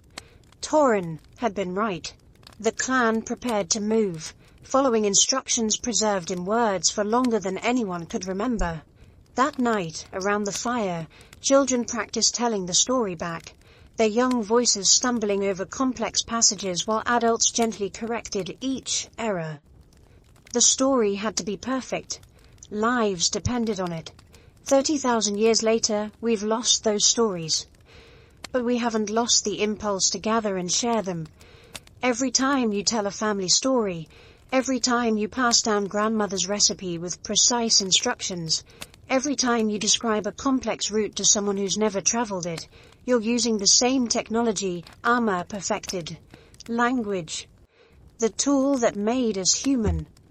The gift Neanderthals gave their children, and through them, to us.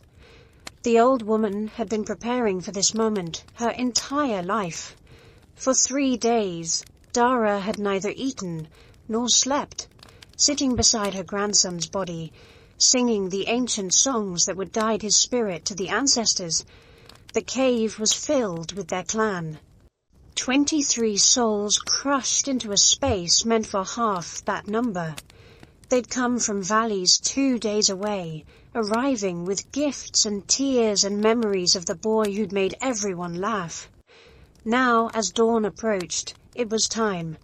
The grave had been dug with antler picks, down through the rocky soil to a depth where scavengers couldn't reach.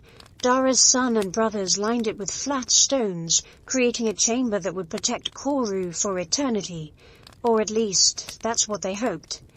"Bring him," Dara whispered, her voice hoarse from singing. 4 men lifted Koru's body, wrapped in the bear hide he'd won in his first hunt just 2 seasons ago. So young. Too young. The fever had taken him in days, despite all of Dara's medicines, despite prayers to powers older than memory. They placed him carefully in the grave, positioned on his side with knees drawn up, facing the sunrise, the same position he'd slept in as a baby, curled against his mother, the same position all their people used for the final sleep. Then came the gifts.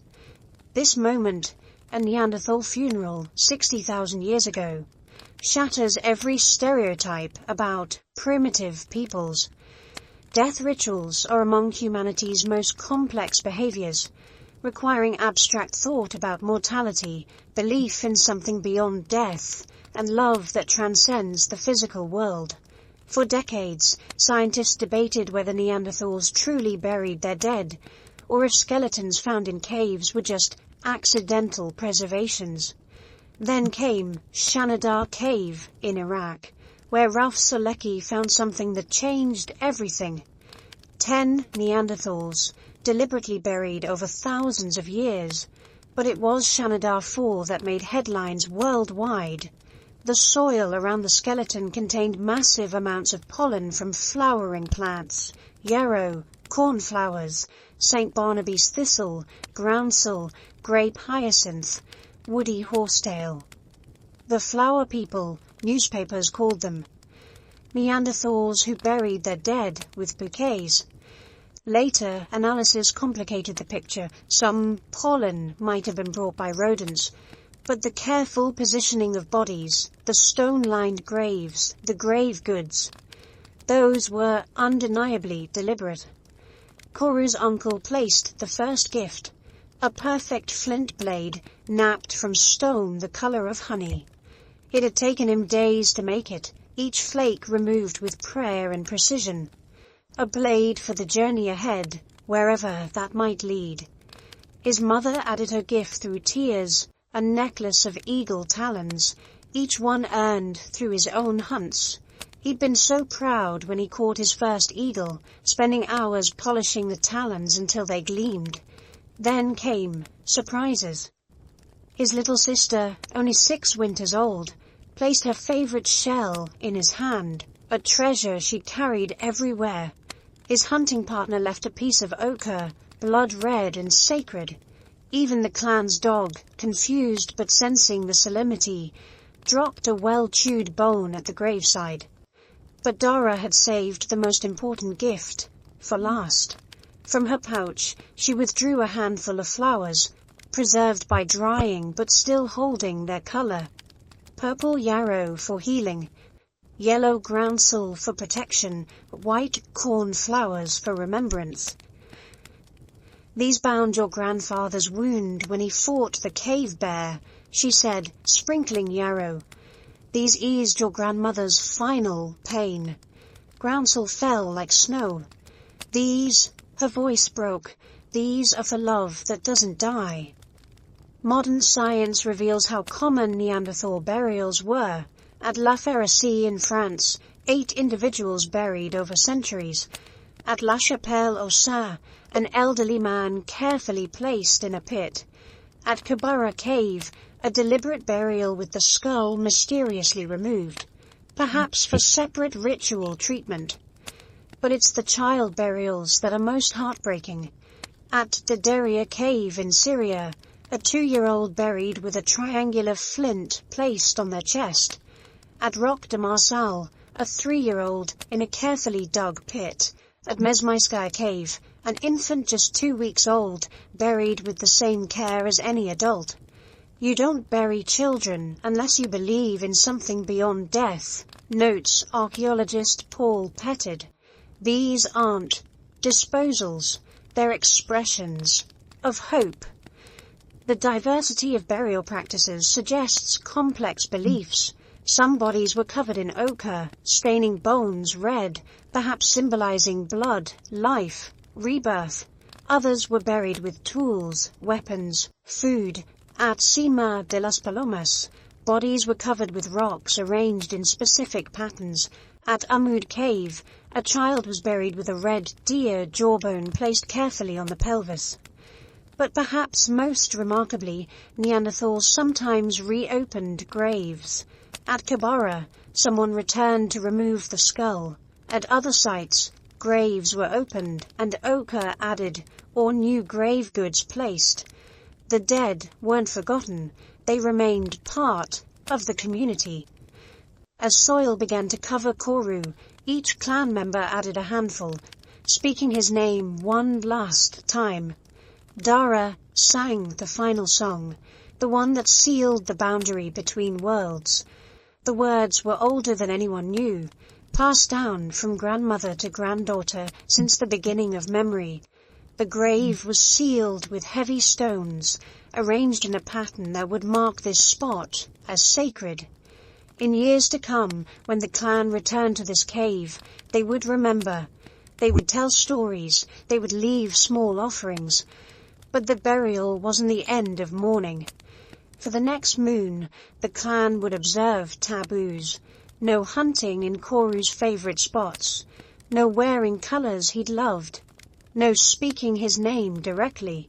He would be the one who made us laugh, or Dara's grandson, until grief softened enough to say his name without tears. Some archaeologists argue Neanderthal burials were purely practical, protecting bodies from scavengers. But the evidence says otherwise. The careful positioning, the grave goods, the selection of burial sites all speak to something deeper. At La Ferracie, a child was buried with 3 flint scrapers and a stone with cup-shaped depressions, possibly a gaming piece. Who gives a dead child toys unless you believe they'll need them somewhere else? At Teshiktash, in Uzbekistan, a 9-year-old was surrounded by ibex horns stuck vertically in the ground, a barrier between the living and dead, or markers for a journey we can't imagine. Death rituals are about the living as much as the dead, explains archaeologist Juan Zillo. They help communities process loss, maintain bonds, continue forward. Neanderthals had all of that. When modern humans arrived in Europe, they found a people who understood death as deeply as they did. Hybrid children would have grown up with funeral traditions from both lineages. Perhaps that's why, even today, we feel compelled to mark graves, leave flowers, speak to those who can no longer hear us. Dara lived another 10 winters, training her daughter in the funeral songs. When her time came, she was buried near Koru, grandmother and grandson, together again. The songs continued, passed down through generations until the voices that sang them changed, the words evolved, the melodies drifted. But the impulse remains. Every funeral wreath, every graveside visit, every moment we pause to remember those we've lost, connects us to Dara and her people. Death makes us human. How we face it makes us family. The Neanderthals knew this 100,000 years before we wrote it down. In carefully dug graves across Eurasia, they left us proof that love is older than our species, and hope older still. The children called her Ancient One, though Lila was only 43 winters old. In a world where most died by 30, where pregnant women faced coin flip odds with each birth, where a broken bone or infected tooth could kill in days, she was a miracle. She sat now by the fire's warmest spot, a privilege of age, her gnarled fingers working automatically as she twisted plant fibers into cord. Her hands never stopped moving, even when her eyes grew distant and she spoke of times before the children's parents were born. "Tell us about the great cold," little Tam begged, as he did every night. Lila smiled, her remaining teeth worn to nubs from a lifetime of chewing hide. She told the story 1,000 times. We'd tell it 1,000 more. It never grew old because lives depended on remembering. "I was younger than you," she began, her voice carrying the rhythm of ancient telling. "The snow came early that year, before the berries ripened, before the salmon ran. By the time we realized this wasn't normal winter, it was too late. Modern science tells us Neanderthal grandmothers, like Lila, were the keys to survival. Post-reproductive females, a rarity in the animal kingdom, existed for a reason.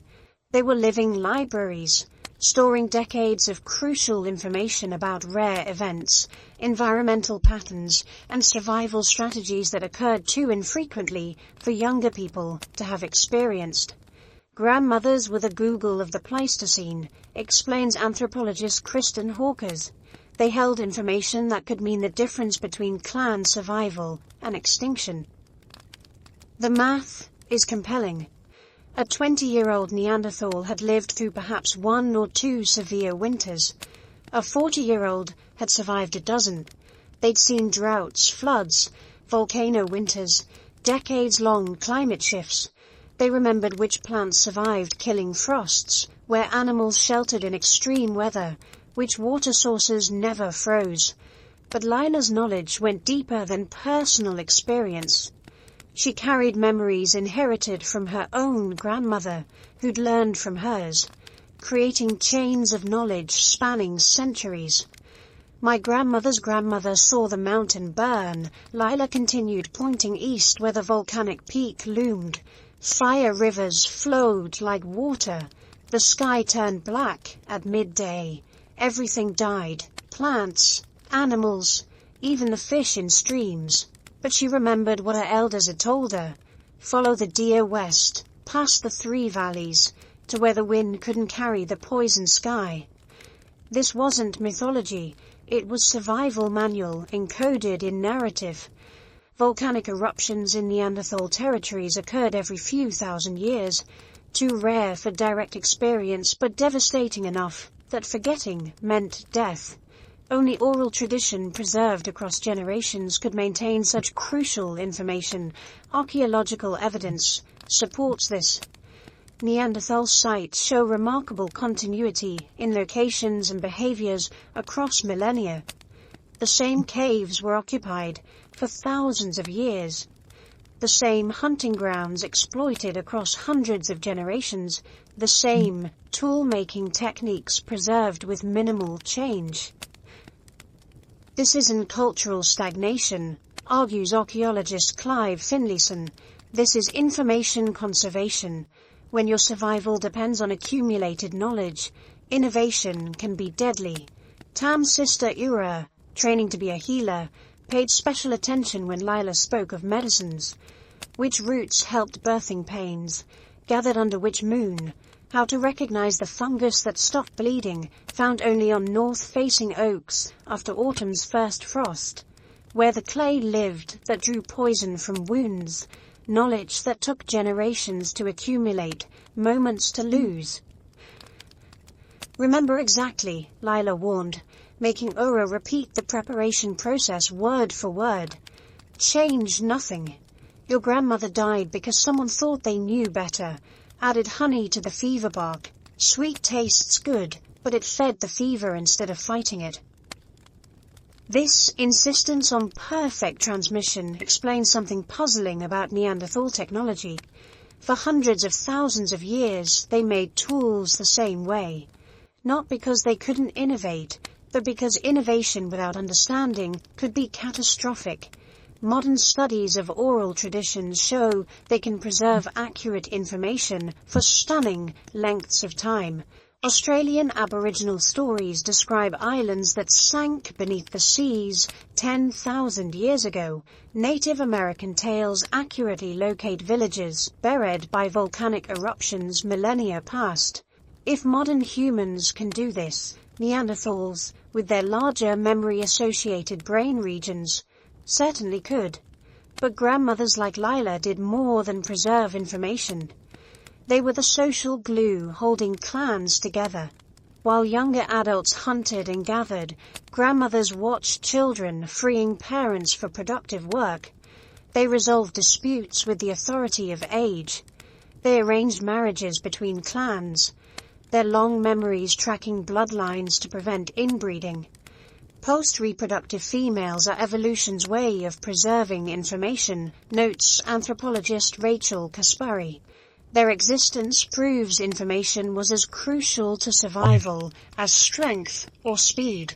The fire burned low as Lila reached the crucial part of her story, how a clan had survived the Great Cold by remembering ancient wisdom, where to find the roots that stayed edible under snow, how to track hibernating bears to their dens, which bark made fishing lines strong enough to pull through ice holes. But most important, she said, fixing each child with her clouded eyes, we survived because we stayed together. The other clans, the ones who fought over the last food, their bones feed the ravens. We shared, we suffered, we survived. This social wisdom, how to maintain group cohesion under extreme stress, might have been grandmother's greatest gift. Neanderthal sites show little evidence of interpersonal violence compared to later periods. Elderly individuals with severe disabilities were cared for decades. Resources were shared even in scarcity. It takes wisdom to override instinct, explains psychologist Michael Tomasello. To share when you're hungry, to care for someone who can't contribute. That wisdom comes from experience, from knowing that today's burden is tomorrow's salvation. Layla had outlived 3 mates, born 8 children, buried 5. She'd seen her clan grow from 12 to 30, split and reunite, face starvation and feast on plenty. Through it all, she remembered, not just facts but feelings, not just what happened but why it mattered. As dawn approached and children dozed, Lila's daughter Sarah sat beside her. At 25, Sarah was learning to carry the memories. Each story had to be perfect, each remedy exact, each survival lesson complete. How do you remember it all? Sarah asked, as she had many times before. I don't, Lila admitted. I remember my grandmother remembering. I hear her voice when I speak. One day, you'll hear mine.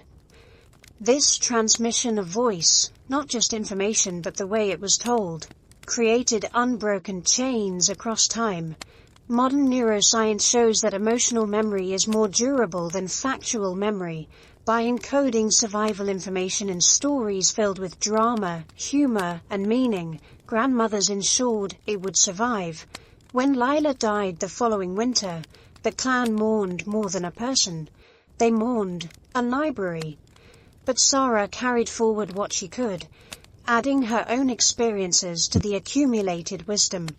The chain continued. Today, we've largely lost this function of elders as information repositories. Google replaced grandmothers. Wikipedia substituted for wisdom. But in times of crisis, pandemics, natural disasters, social upheaval, we still turn to those who remember. My grandmother used to say, begins countless pieces of advice that help us navigate uncertainty. In those moments, we're honoring an ancient contract between generations, one that began with Neanderthal grandmothers who understood that memory meant survival. Every time an elder shares hard-won wisdom, every time experience trumps innovation, every time we value age over youth, we're following patterns laid down by grandmothers like Lila, who kept their clans alive through remembering. They couldn't write their knowledge down. They did something better. They taught us to listen. The stone spoke to Korak before he touched it. 40 years of napping had taught him to read flint like others read weather. This piece, a fist-sized nodule pried from the chalk cliffs that morning, held possibilities. He could see the blade hidden inside, waiting to be freed. One perfect strike in the right place, at the right angle, with the right force, and it would emerge. His apprentice, young Peeler, watched with the intensity of someone who understood she was witnessing magic. Around them the workshop hummed with activity. 3 other nappers worked their own stones, the rhythmic tap, tap, tap, creating a percussion symphony that had echoed through this cave for 1,000 generations. "See here," Korak murmured, running his thumb along an almost invisible seam. "The stone tells you where to strike. You just have to listen." He positioned the core on his leather-padded thigh, angled just so. The hammerstone, a river cobble worn smooth by countless strikes, fit perfectly in his palm. He breathed deep, visualizing the forces that would ripple through the flint, and struck. The blade fell away like it had been waiting to be born, longer than his hand, thinner than a fingernail, sharp enough to shave with. In that piece of stone lay the power to butcher a mammoth, craft a spear, or save a life with surgical precision.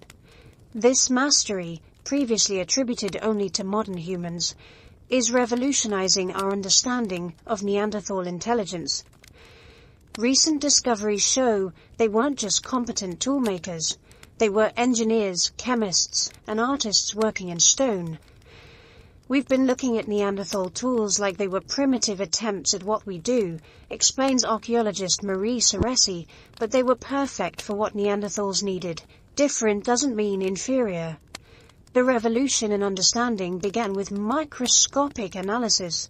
When researchers examined Neanderthal tools at magnifications that revealed individual scratches, they found something astounding.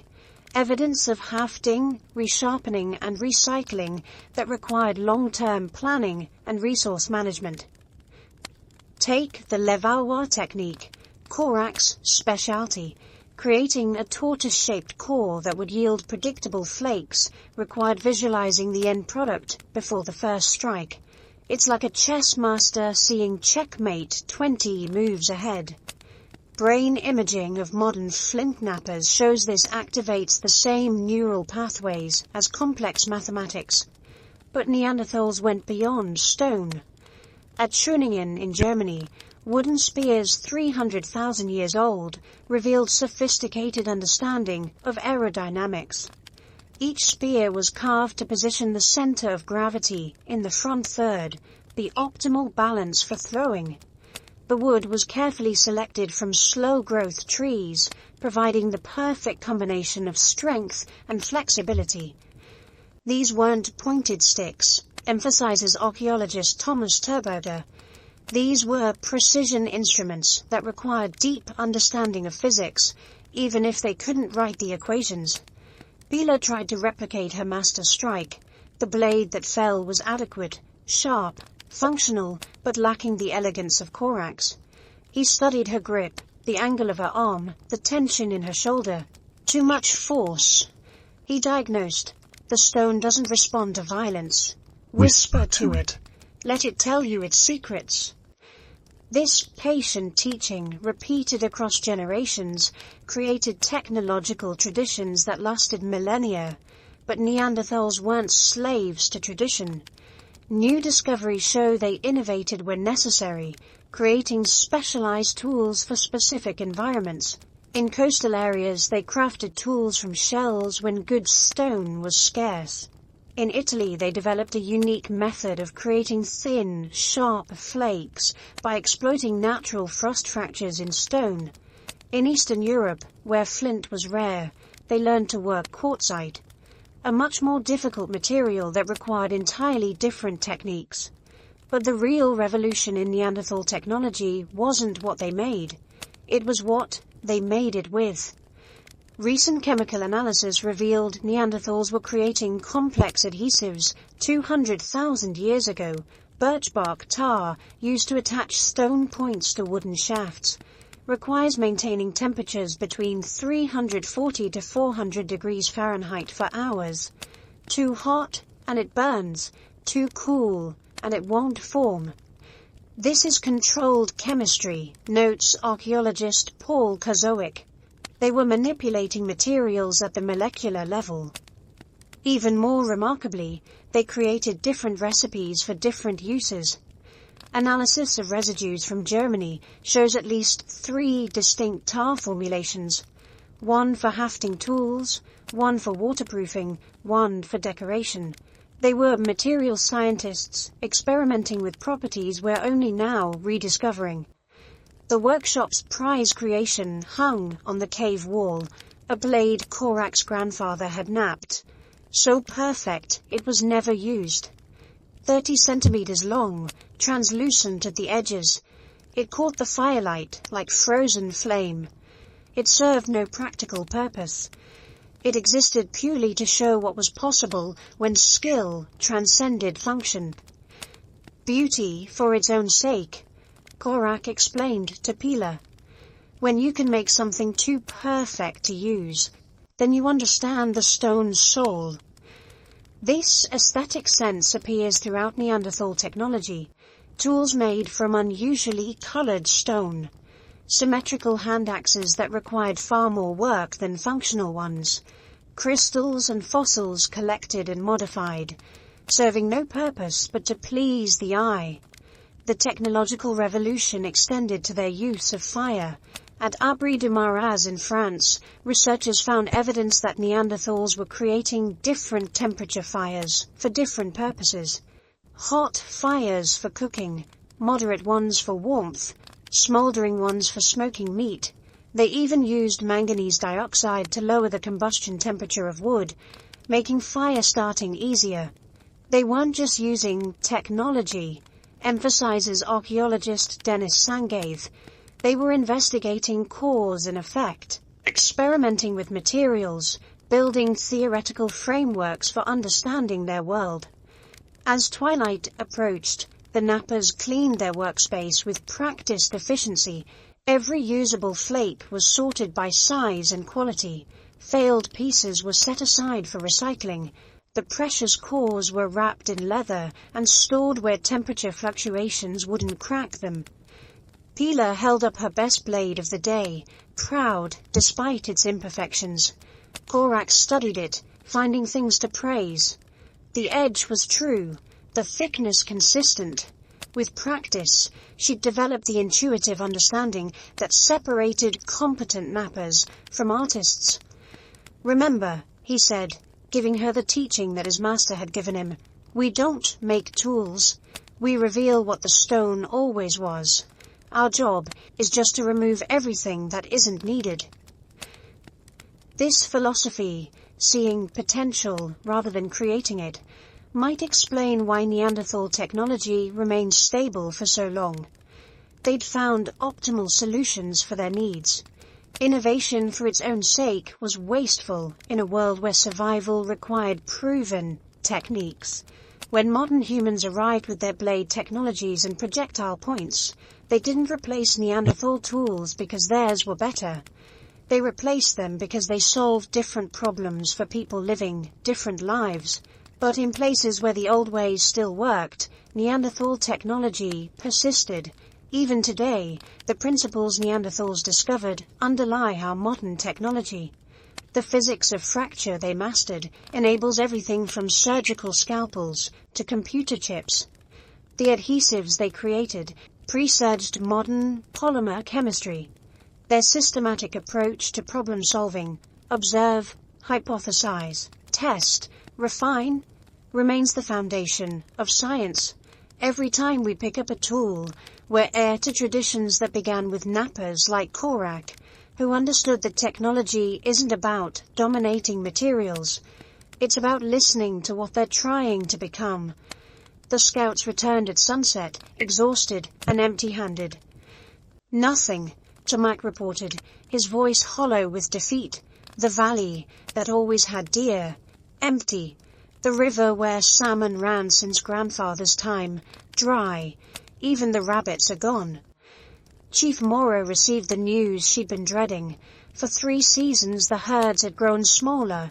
Plants that had always grown in certain places failed to appear. The reliable patterns her people had followed for generations were breaking down. How far? She asked.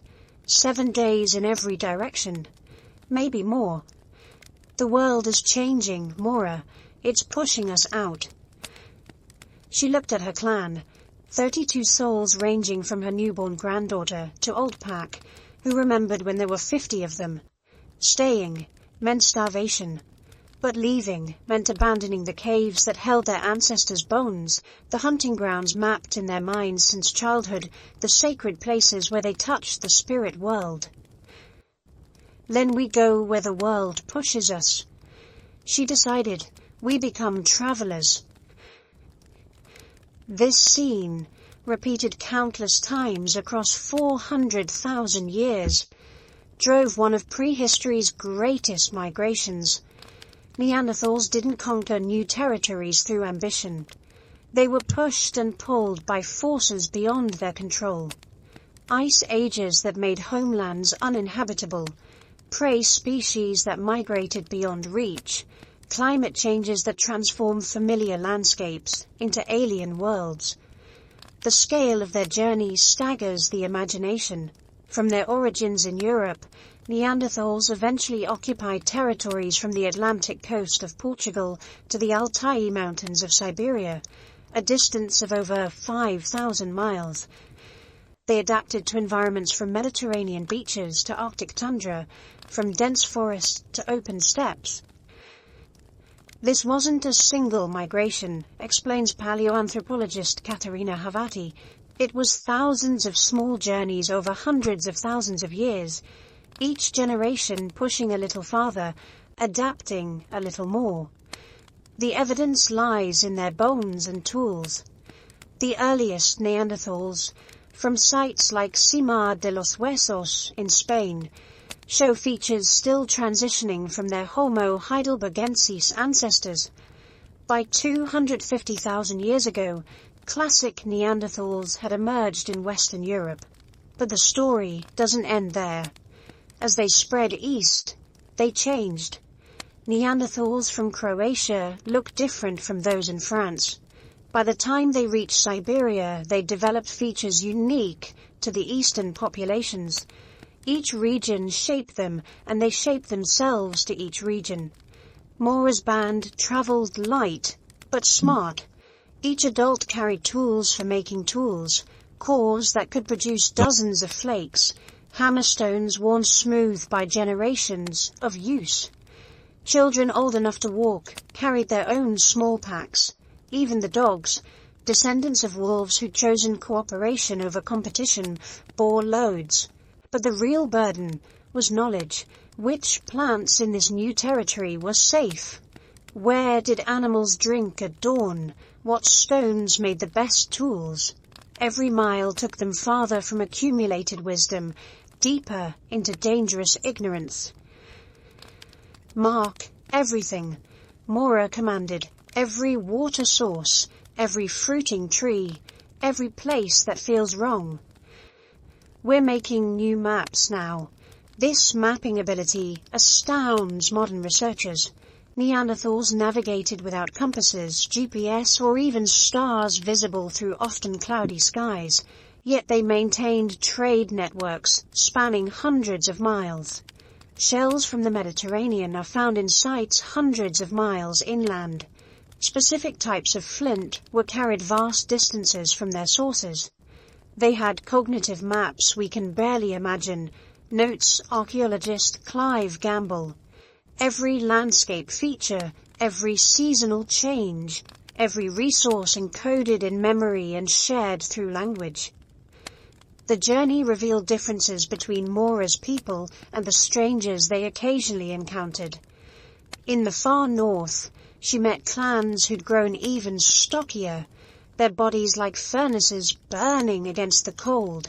In the south, groups who developed different tools for different prey, each adaptation a solution to local problems.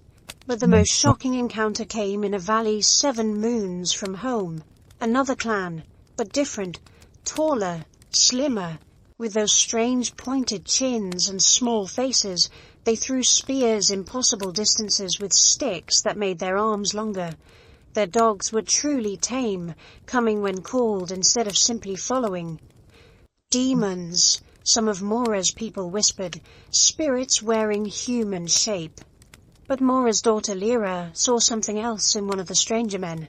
Despite the differences, his smile was warm, his gestures readable. When he offered to show her the spear-throwing technique, she accepted. When he struggled to pronounce her name, she laughed, a sound that needed no translation. 9 months later, Lyra's son was born. Different from other babies, longer limbs, a face that blended features, but healthy, strong, and undeniably part of both worlds.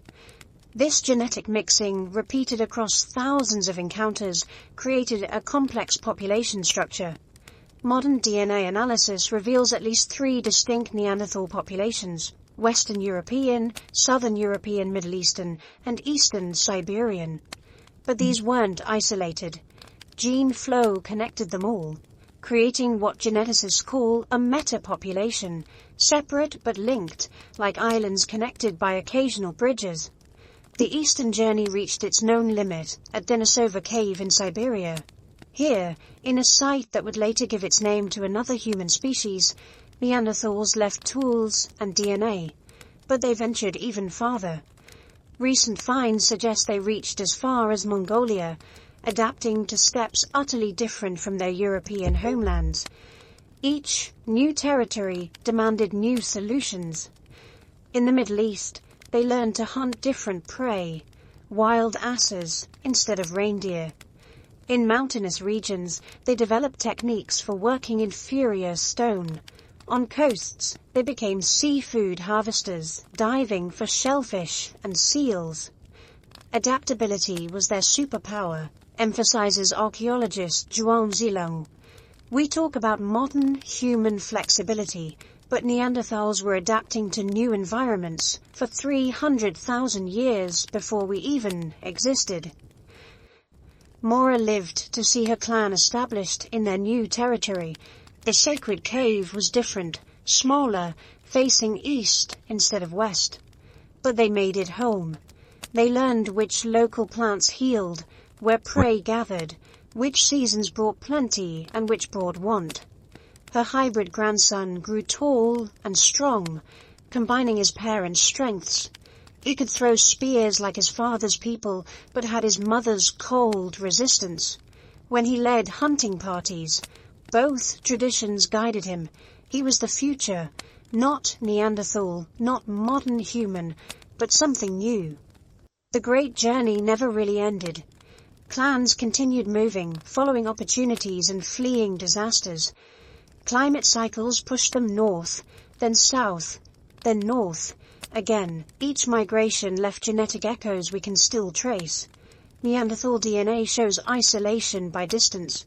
The farther apart populations lived, the more they diverged, but they maintained connections. Symbolic behaviors spread across vast distances. The eagle talon jewelry that appeared in Croatia showed up in Spain. Burial practices spread like cultural waves. Ideas, techniques, and genes flowed along invisible networks that connected the entire Neanderthal world. When extinction came, it came piecemeal. Eastern populations vanished first, then Central. Finally, the Western refugia. But even as pure Neanderthal populations disappeared, their journey continued in the DNA of hybrid descendants who carried their legacy across continents they never saw. Today, Neanderthal genes have traveled to places they never imagined, across oceans to the Americas, to Pacific Islands, to every corner of Earth. The great journey that began with clans like Mora's seeking new hunting grounds became humanity's journey to populate the planet. Every human migration since, whether crossing the Bering Land Bridge or sailing to Easter Island, follows patterns Neanderthals established. Scout ahead. Move when necessary. Adapt to what you find. Remember where you came from. Pass on what you learn. The journey continues. In every human who carries their DNA, in every adaptation to new environments, in every moment we face the unknown with courage born from necessity. We honor the travelers who showed us how it's done. They walked so we could run. The morning the world ended began like any other. Scylla woke to feed the fire, as she had every morning for 40 winters. But when she stepped outside the cave, the air felt wrong, thick, heavy, tasting of stone and sulfur. To the east, where the sun should be rising, the sky glowed an ugly orange. "Wake, everyone," she told her daughter, trying to keep fear from her voice. Now, by midday, ash was falling like grey snow. By evening it had covered everything knee-deep.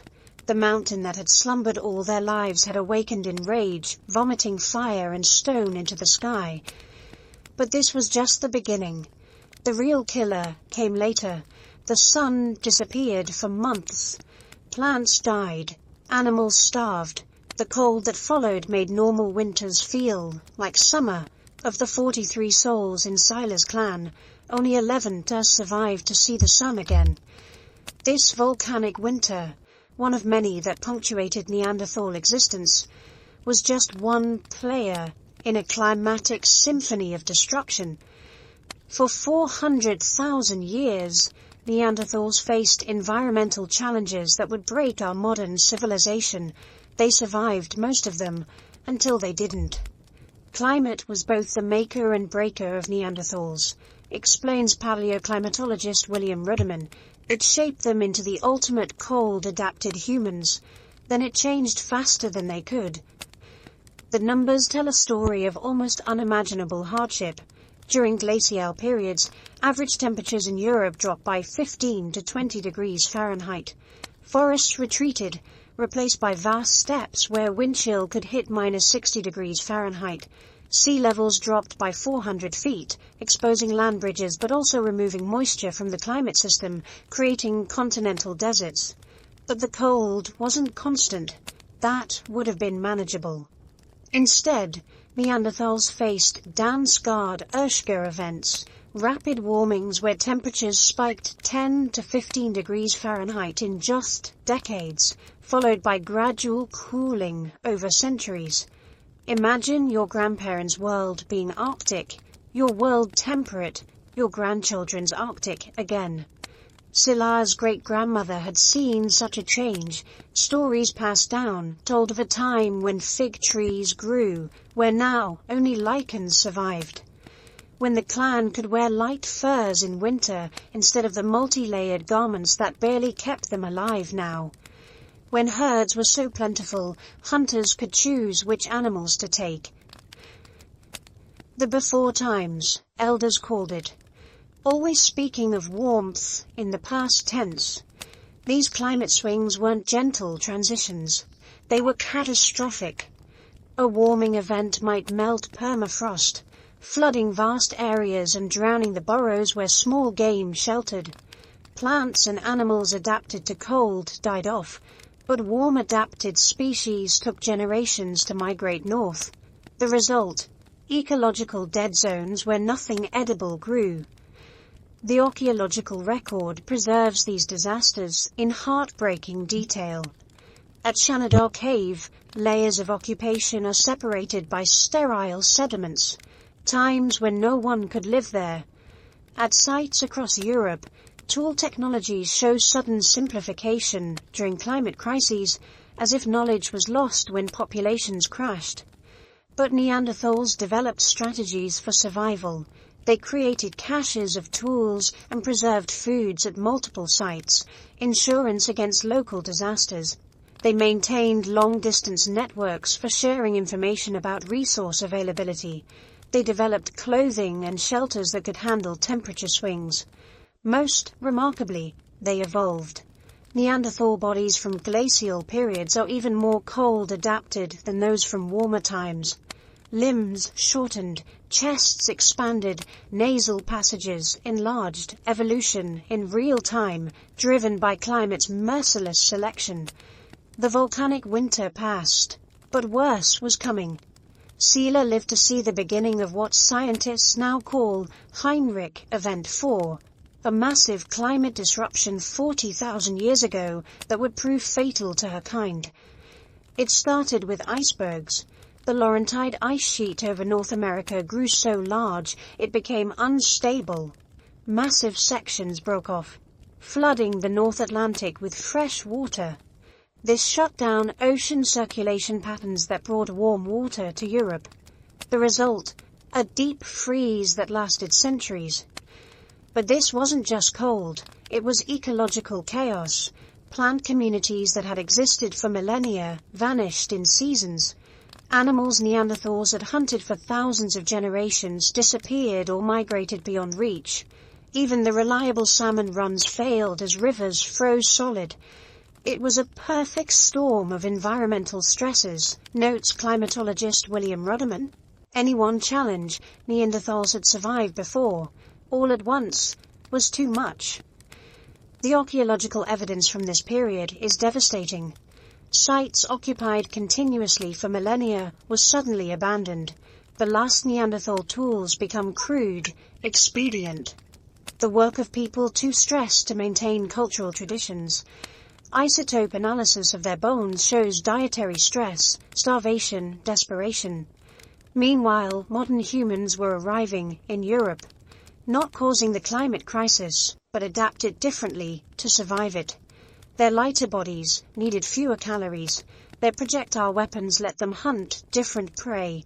Their larger social networks, evidenced by raw materials moved vast distances, provided safety nets when local resources failed. Modern humans didn't conquer Neanderthals, emphasizes archaeologist Clive Finlayson. They were just the species left standing when the music stopped. The irony is heartbreaking. Neanderthals were perfectly adapted to the Ice Age, as long as it stayed icy, but rapid warming events were as deadly as cooling ones. Bodies built to conserve heat suffered in sudden warmth.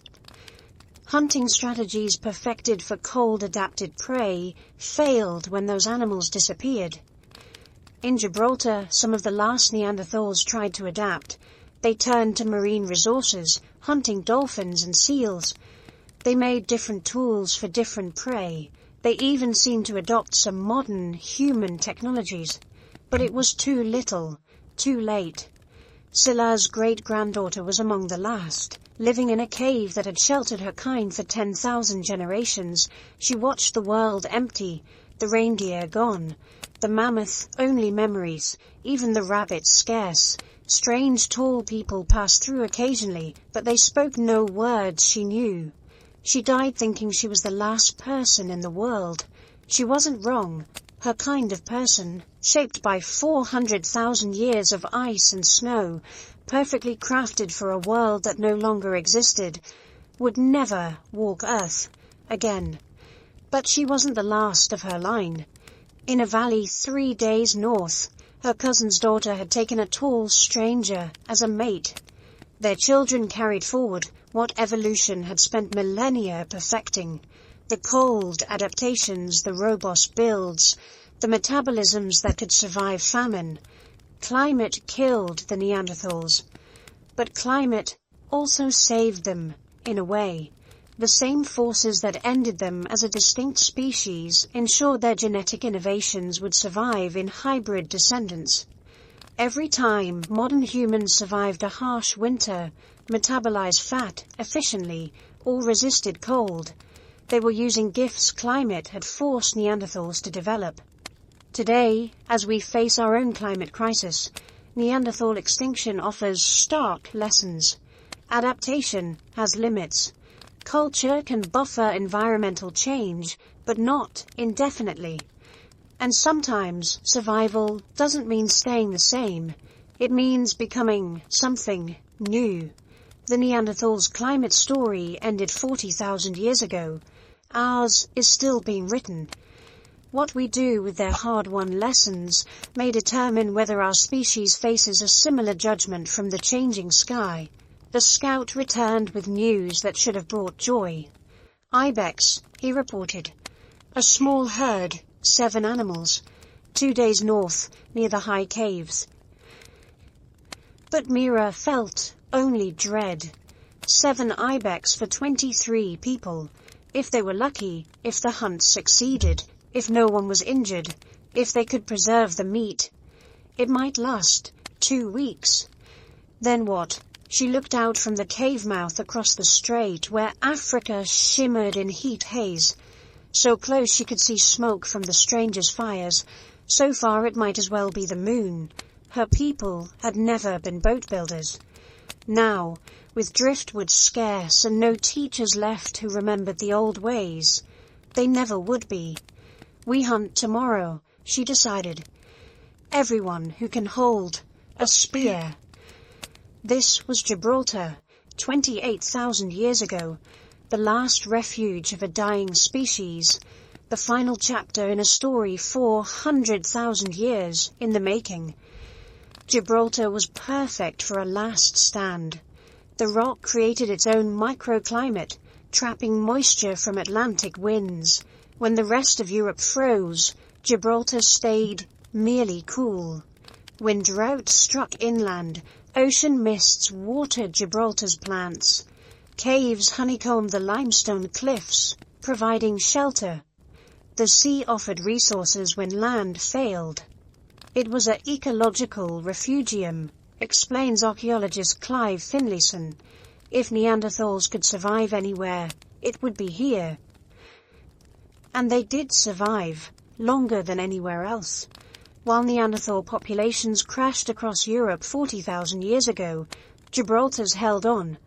Gorham's Cave, Vanguard Cave, Ibex Cave, Devil's Tower, all show continuous occupation when the rest of the Neanderthal world had gone silent. But surviving isn't thriving. The archaeological record tells a story of gradual decline. Layer by layer, the evidence speaks of diminishing resources, shrinking territories, fading hope. The tools tell the tale.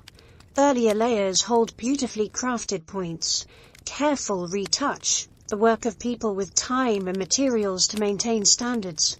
Later layers show expedient tools, crude flakes struck quickly from poor quality stone, the art of their ancestors, those perfect blades that were too beautiful to use, forgotten in the daily struggle to survive. Mira remembered her grandmother's stories of the before times, when the clan numbered in the hundreds, when they gathered each autumn to trade, feast, and find mates, when young people could choose between several potential partners instead of accepting whoever was left.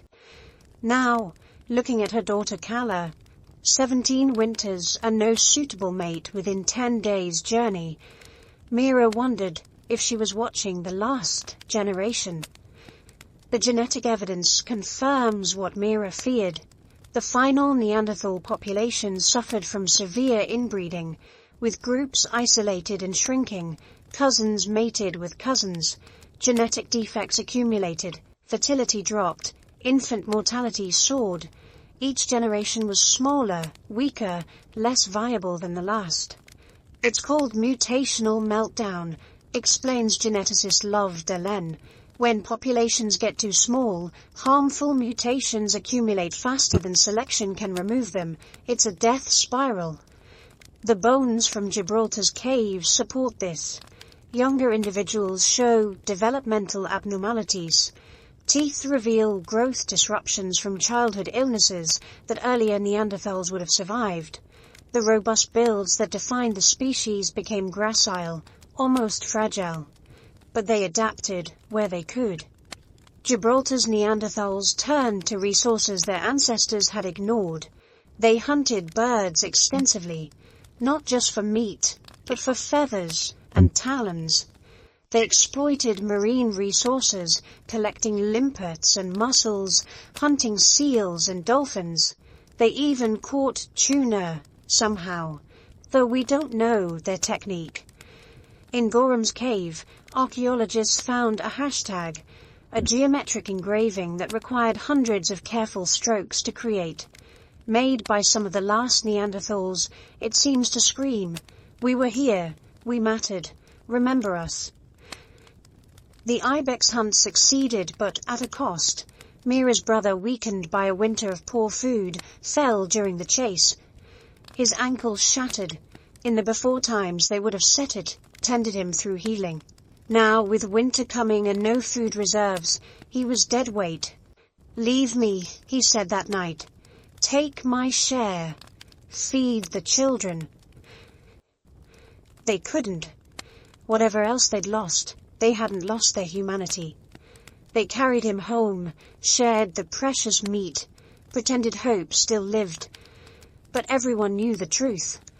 When you're counting calories against days, love becomes a luxury you can't afford. The strangers appeared in spring, tall, thin, carrying those impossible spears that flew straight as sunbeams. They made camp visible from the caves, but politely distant. Neither threatening nor friendly, simply there. Carla watched them constantly, especially one young male who seemed to watch her back. When he smiled at her across the distance, she felt something she'd never experienced. Possibility, hope, a future. "No," Mira said when Kayla asked permission to visit their camp. "They're not our kind." But what was their kind anymore? 23 people half too closely related to safely mate. Was purity worth extinction? The archaeological record can't tell us how it happened. Whether Carla defied her mother and left with the strangers. Whether the clan finally accepted reality and merged with the newcomers. Whether they simply faded away, the last one dying alone and unmourned. We only know that by 24,000 years ago, the caves were empty of Neanderthals. Modern humans moved in, bringing their blade tools and bone needles, but they kept some Neanderthal traditions, using the same hearths, hunting the same paths, as if honoring those who came before. Recent dating suggests some Gibraltar Neanderthals might have survived even later, possibly to 23,000 years ago. If true, they outlasted their species by 15,000 years. The ultimate survivors in the ultimate refuge. But what is survival when you're the last? When your language has no one left to speak it? When your gods have no one left to pray to them? When your stories end not with happily ever after, but, and then, there were none. In 2018, researchers found something remarkable in Gibraltar's caves. A young child's footprints, preserved in hardened sand, based on the layer, likely one of the last Neanderthal children. The prints show them walking along the cave wall, dragging their fingers along the stone, the way children do everywhere. A child who played, like any child, who probably complained about dinner and begged for stories, who had no idea they were among the last of their kind, who thought tomorrow would be like yesterday, and the day after like tomorrow. That child, running, playing, living, might be the best memorial to the Gibraltar Neanderthals. They didn't give up, they didn't surrender. They lived fully until living was no longer possible. And when the end came, it came to people still human enough to hope. Today, tourists visit Gorham's cave. They see the hashtag, the tools, the remains of the last meals. They take photos and move on. But sometimes, if the light is right and the crowds are gone, you can almost hear them, the last voices of a people who held on longer than anyone thought possible. In Gibraltar, Neanderthals made their last stand, not with weapons or walls, but with the simple insistence on continuing, on hunting one more ibex, on teaching one more skill, on loving one more child. They lost, in the end. But in the losing, they showed us what it means to be human. To continue when continuation seems pointless. To hope when hope seems foolish. To love when love can't save you. The Gibraltar Neanderthals died as they lived, together, defiant, human to the last. Dr. Sarah Chen stared at the test results, her coffee growing cold as she read them for the third time. Chronic depression. Check. Autoimmune disorders. Check. Difficulty with certain medications. Check. Unusual reaction to COVID-19. Check. Every health issue that had plagued her family for generations was there on the screen, traced back to a source she'd never expected, Neanderthal DNA. Your genome contains 2.7% Neanderthal ancestry, the genetic counselor explained, higher than average for someone of East Asian descent. These particular variants you've inherited affect immune function, pain perception, and neurotransmitter production. Sarah thought of her grandmother, who'd suffered through arthritis with the pain tolerance of a warrior. Her father, who'd survived COVID with barely a sniffle while younger, healthier people died. Her own battles with depression that responded to some medications, but not others. All of it written in genes that had survived 40,000 years.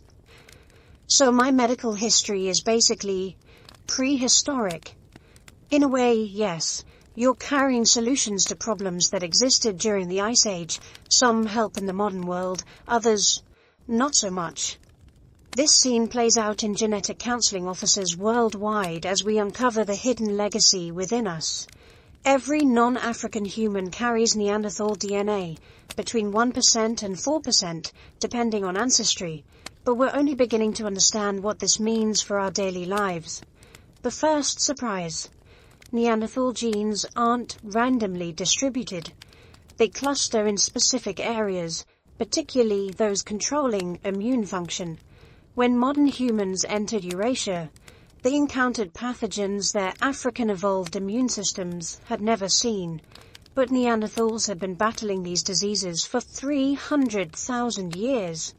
It was like downloading a software update, explains geneticist David Reich. Generations of trial and error compressed into genes we acquired through interbreeding. Take the STAT2 gene. The Neanderthal variant, carried by roughly half of Eurasians, provides resistance to certain RNA viruses. During the COVID-19 pandemic, researchers discovered people with this variant were less likely to develop severe symptoms.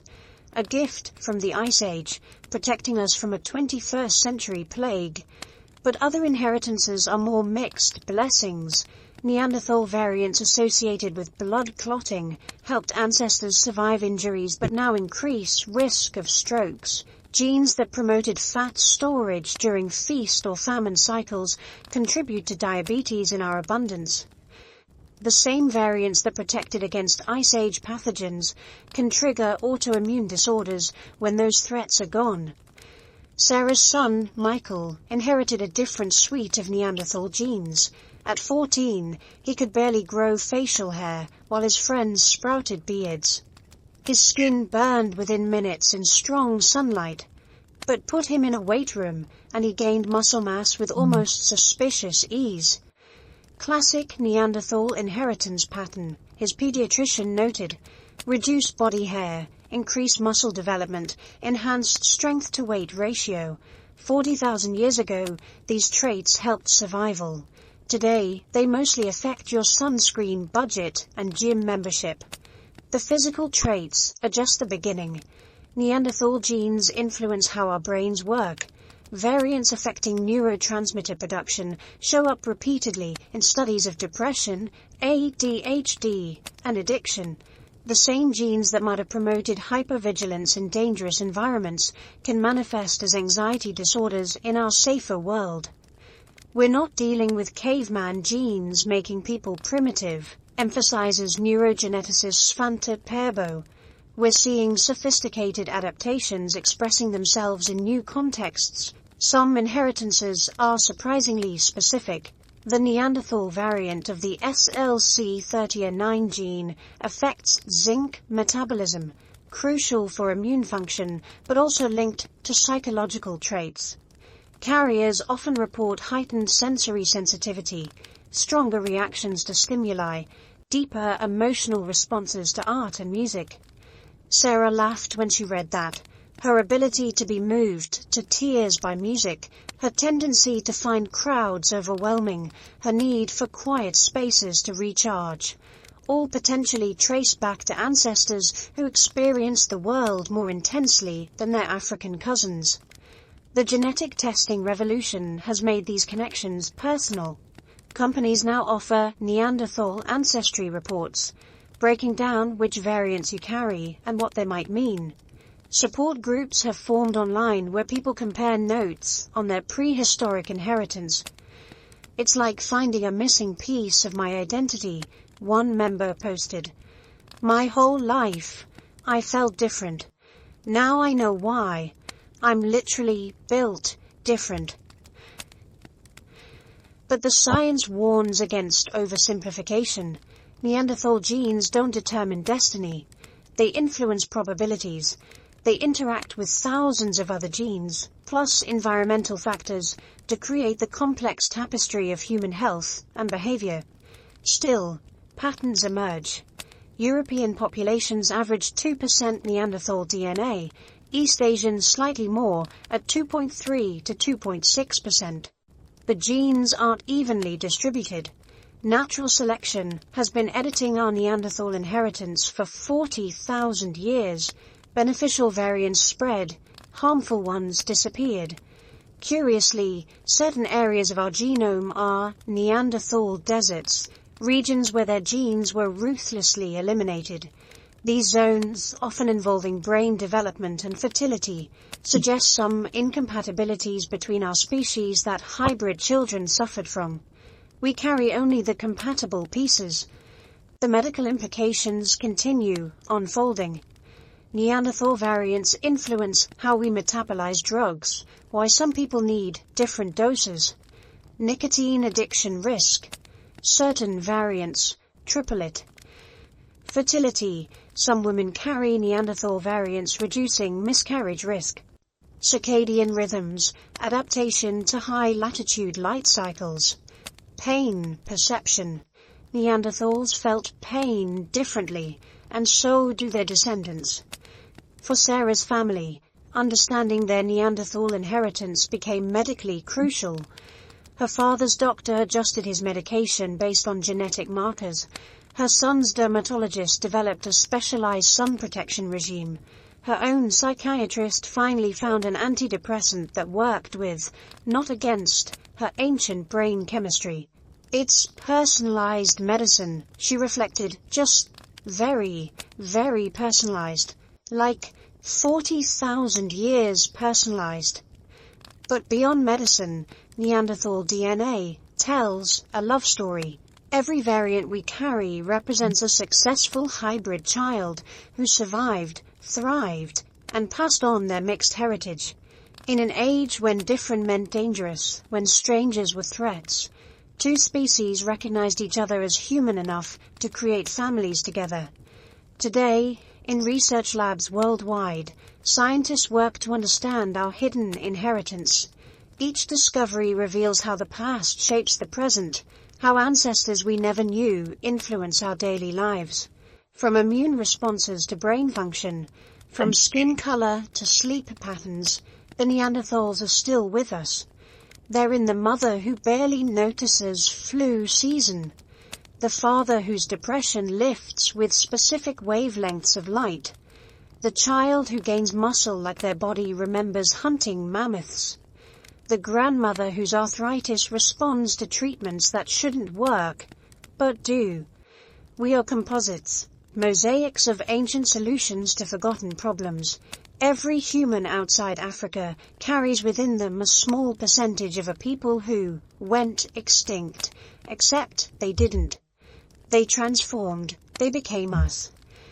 When Sarah looks at her son now, she sees layers of history, the shape of his eyes from her Chinese ancestors, his father's Greek nose, and underneath it all, in the density of his bones and the efficiency of his metabolism, gifts from people who mastered survival in an ice-locked world. We're all moths, she tells him, beautiful, complicated moths with very deep roots. He grins, an expression that needs no translation across species or millennia. Some things about being human never change. The Neanderthals live in us, not as primitive remnants, but as integral parts of who we are. In every cell, every trait, every quirk of biology that makes us unique, they continue their journey. They're not extinct, they're evolved into us. And in that transformation, perhaps they achieved the only immortality that matters, becoming so essential to their descendants that we couldn't exist without them. Professor Elena Kowalski stood before a packed auditorium, about to shatter a century of assumptions. Ladies and gentlemen, I need you to forget everything you think you know about Neanderthal extinction. They didn't disappear because they were stupid. They weren't murdered by our ancestors. They didn't die because they couldn't adapt. The truth is far more complex and far more human. She clicked to her first slide, a photo of her own daughter. This is Anna. She's 12 years old, loves soccer, hates math, and she's 3.2% Neanderthal. If Neanderthals went extinct, can someone explain how my daughter exists? The audience shifted uncomfortably. It was the question that had haunted paleoanthropology for decades. How can a species be extinct when their genes walk among us? The answer, Elena continued, is that extinction isn't always about dying. Sometimes it's about becoming. The traditional extinction narratives read like a list of human prejudices. Neanderthals died because they were too specialized, too stupid, too violent, too peaceful, too conservative, too isolated. Each generation of scientists projected their own biases onto the archaeological record. We wanted a clear villain, Elena explained. Climate change, disease, genocide, something dramatic and definitive, but the evidence points to something far messier and far more interesting. She pulled up a chart showing Neanderthal populations over time. For 300,000 years, the line fluctuated but persisted. Then, starting around 45,000 years ago, it began a gradual decline, not a cliff, a slow fade. This isn't what catastrophe looks like. This is what absorption looks like. The math tells the story.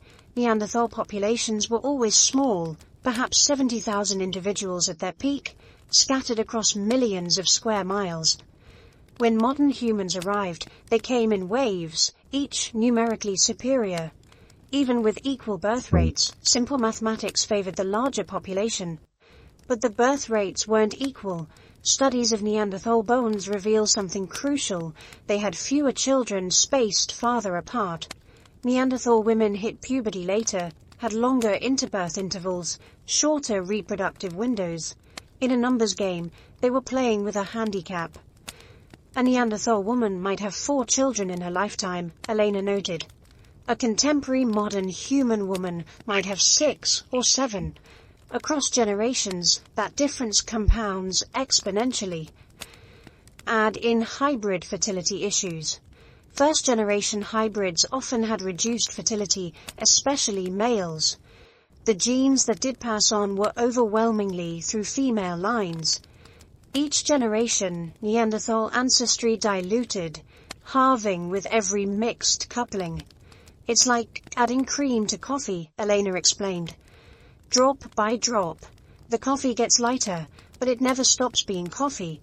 The cream disappears, but it's still there, changing everything.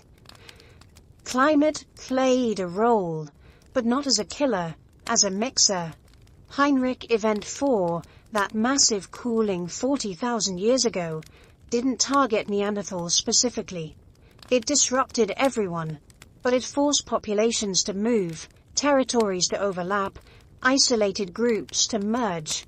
Survival meant cooperation. Cooperation meant interbreeding. The archaeological record supports this mixing. Late Neanderthal sites showed technological changes, adoption of modern human techniques. Meanwhile, early modern human sites in Europe show Neanderthal influences. Ideas flowed both directions. So did genes. We see hybrid cultures, Elena emphasized. The Châtel-Perronian industry, Neanderthal hands making modern human-style tools, the Eulatian, possibly hybrid populations creating something entirely new. This isn't replacement, it's fusion. Disease mattered, but not how we once thought. Neanderthals weren't wiped out by modern human plagues. Instead, the genetic record shows disease exchange going both directions. Modern humans acquired Neanderthal immune adaptations. Neanderthals gained some resistance to African pathogens. Both populations suffered, both adapted, both survived. Together, the social dynamics were probably mundane. A Neanderthal band losing members to age or accident. A modern human group arriving, numerically superior but lacking local knowledge. Mutual benefit in cooperation. Young people doing what young people do when groups meet. Children born who belong to both worlds. Love and loneliness, Eleanor suggested. The same forces that drive human behavior today. She showed archaeological evidence from Arcy-sur-Cure, where Neanderthals made jewelry after contact with modern humans, not copying blindly, but adapting ideas to their own aesthetic, the same way immigrant communities today blend old traditions with new cultures. They weren't conquered, they were absorbed, and they absorbed right back. The audience grew thoughtful. This wasn't the dramatic story they'd expected.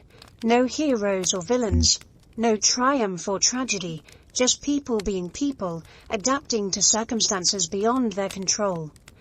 A hand rose, but if they were absorbed, not replaced, why do we look like modern humans, not Neanderthals? Elena smiled.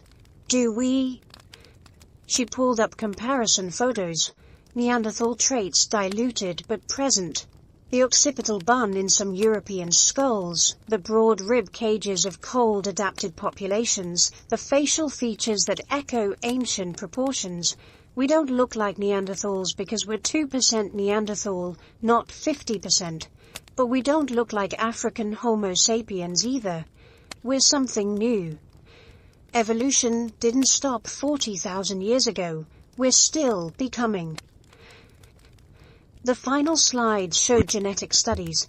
Neanderthal DNA isn't randomly distributed in our genomes. Natural selection has been editing it for 2,000 generations. Beneficial variants spread, harmful ones disappeared. We kept what worked, lost what didn't. Active evolution, ongoing integration. They disappeared the way ingredients disappear in a recipe, Elena concluded. You can't extract the eggs from a baked cake, but they're essential to what it became. Neanderthals didn't go extinct. They transformed into us. The lecture ended, but discussions continued for hours. Some found the gradual absorption theory unsatisfying. Where was the drama, the clear resolution? Others found it profound.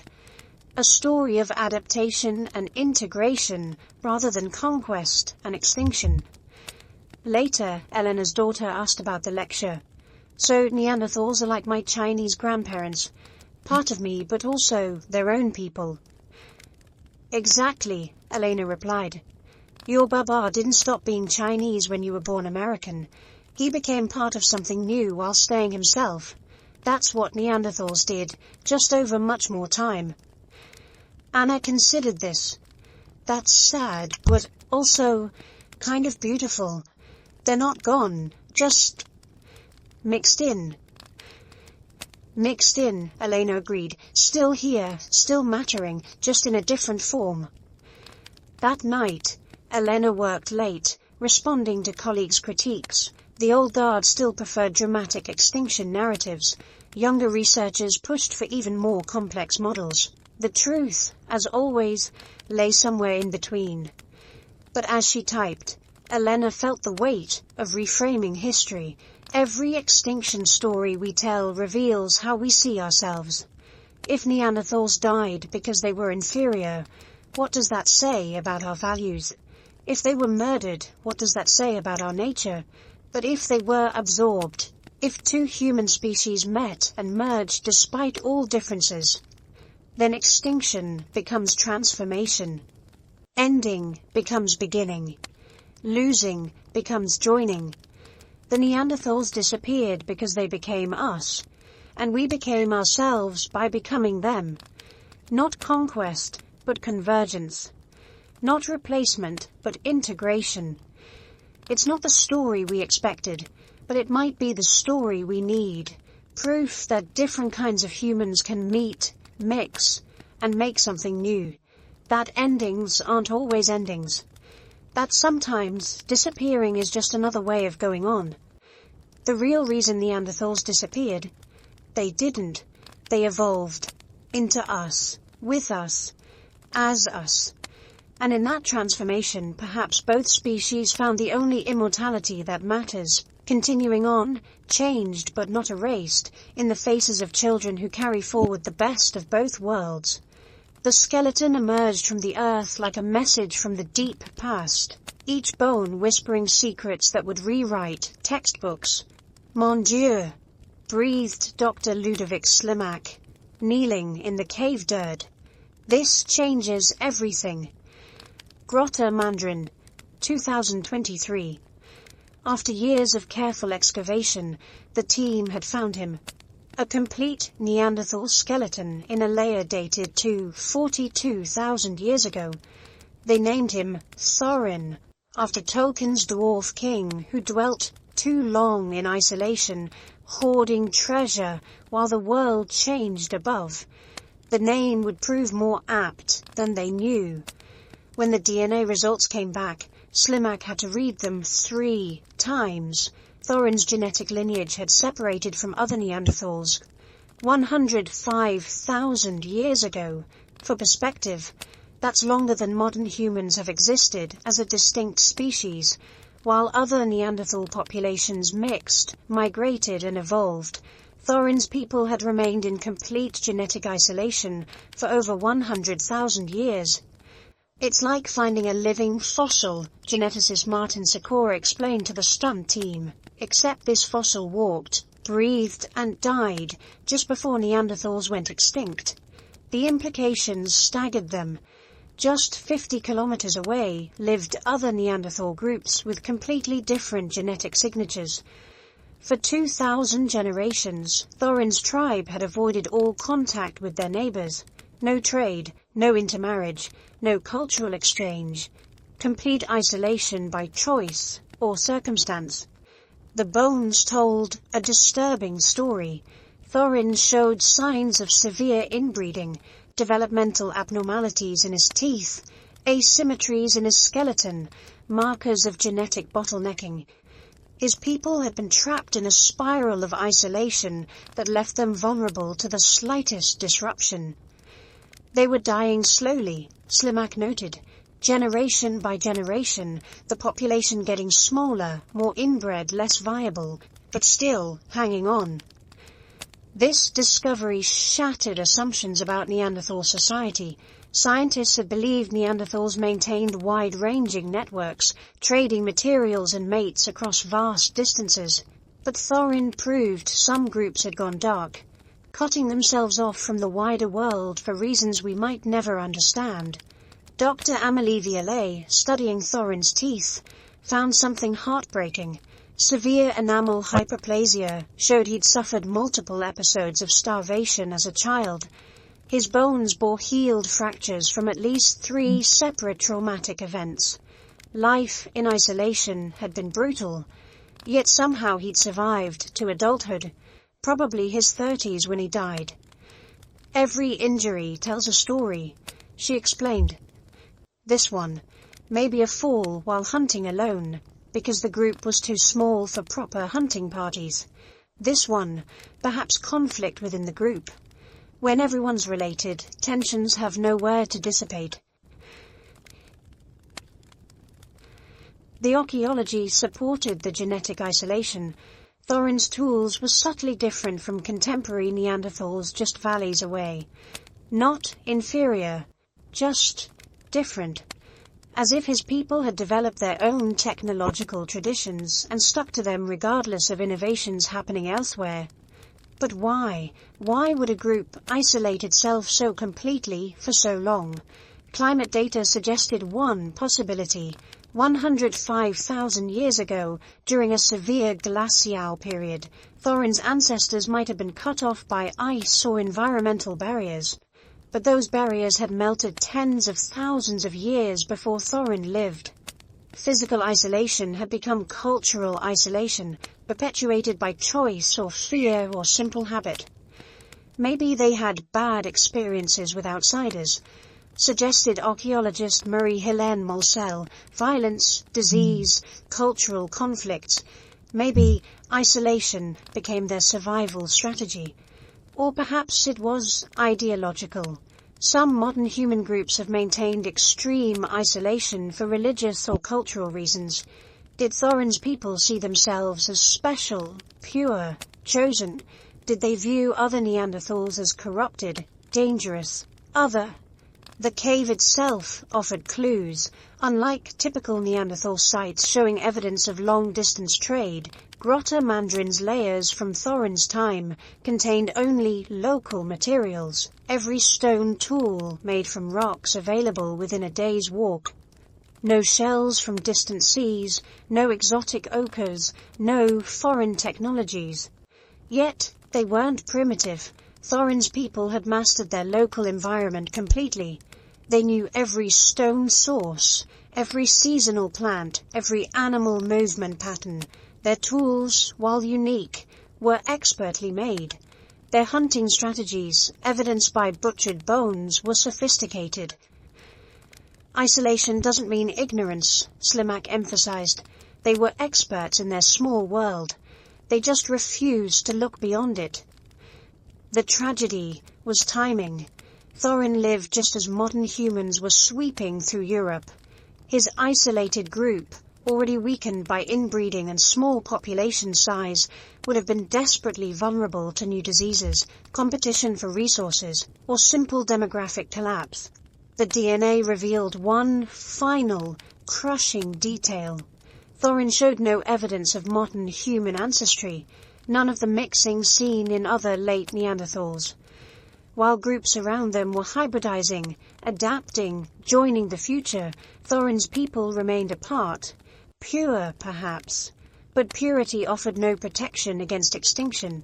In 2024, continued excavation revealed more members of Thorin's group. A young woman with matching genetic markers. 2 children, probably siblings, all showing the same signatures of isolation, inbreeding, struggle. A family group, perhaps the last of their line, dying together in a cave their ancestors had occupied since before modern humans existed. It's like looking at 2 different extinction stories, reflected Slimak. Most Neanderthals disappeared by mixing with us. But Thorin's people, they disappeared by refusing to mix with anyone. The discovery forced a re-evaluation of Neanderthal society. Instead of one unified culture, we now see a mosaic. Some groups cosmopolitan and connected, others isolated and insular. Just like modern humans, Neanderthals chose different strategies for survival. Some worked, some didn't.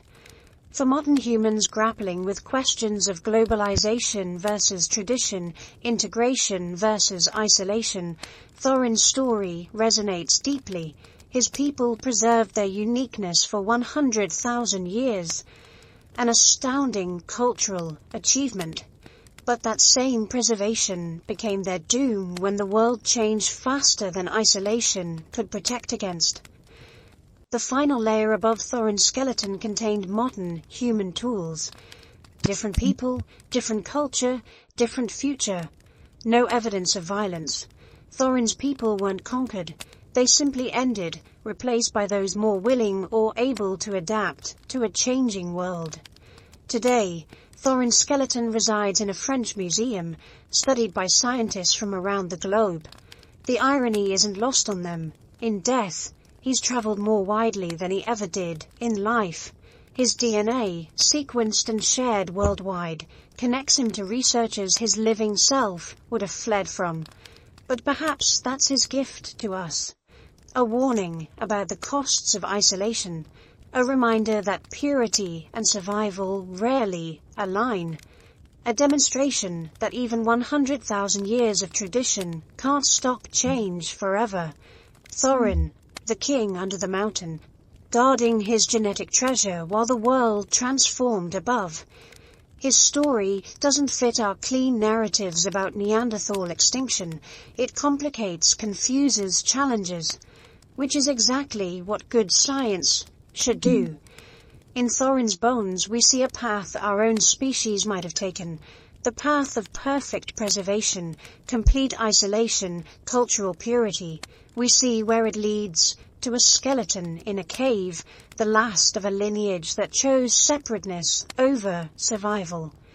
Different groups, different choices, different fates, but all, in the end, human. Even alone, even isolated, even doomed, undeniably, remarkably, tragically human. Maria Petrova sneezed for the 5th time that morning and reached for her allergy medication. Spring in Moscow meant birch pollen and her immune system's annual overreaction. She'd inherited her father's height, her mother's eyes, and from ancestors 50,000 years removed. An immune system that treated tree pollen like a deadly invader.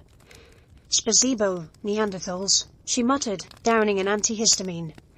But as an immunologist at Moscow State University, Maria knew her allergies were just collateral damage from a genetic gift that had saved countless lives.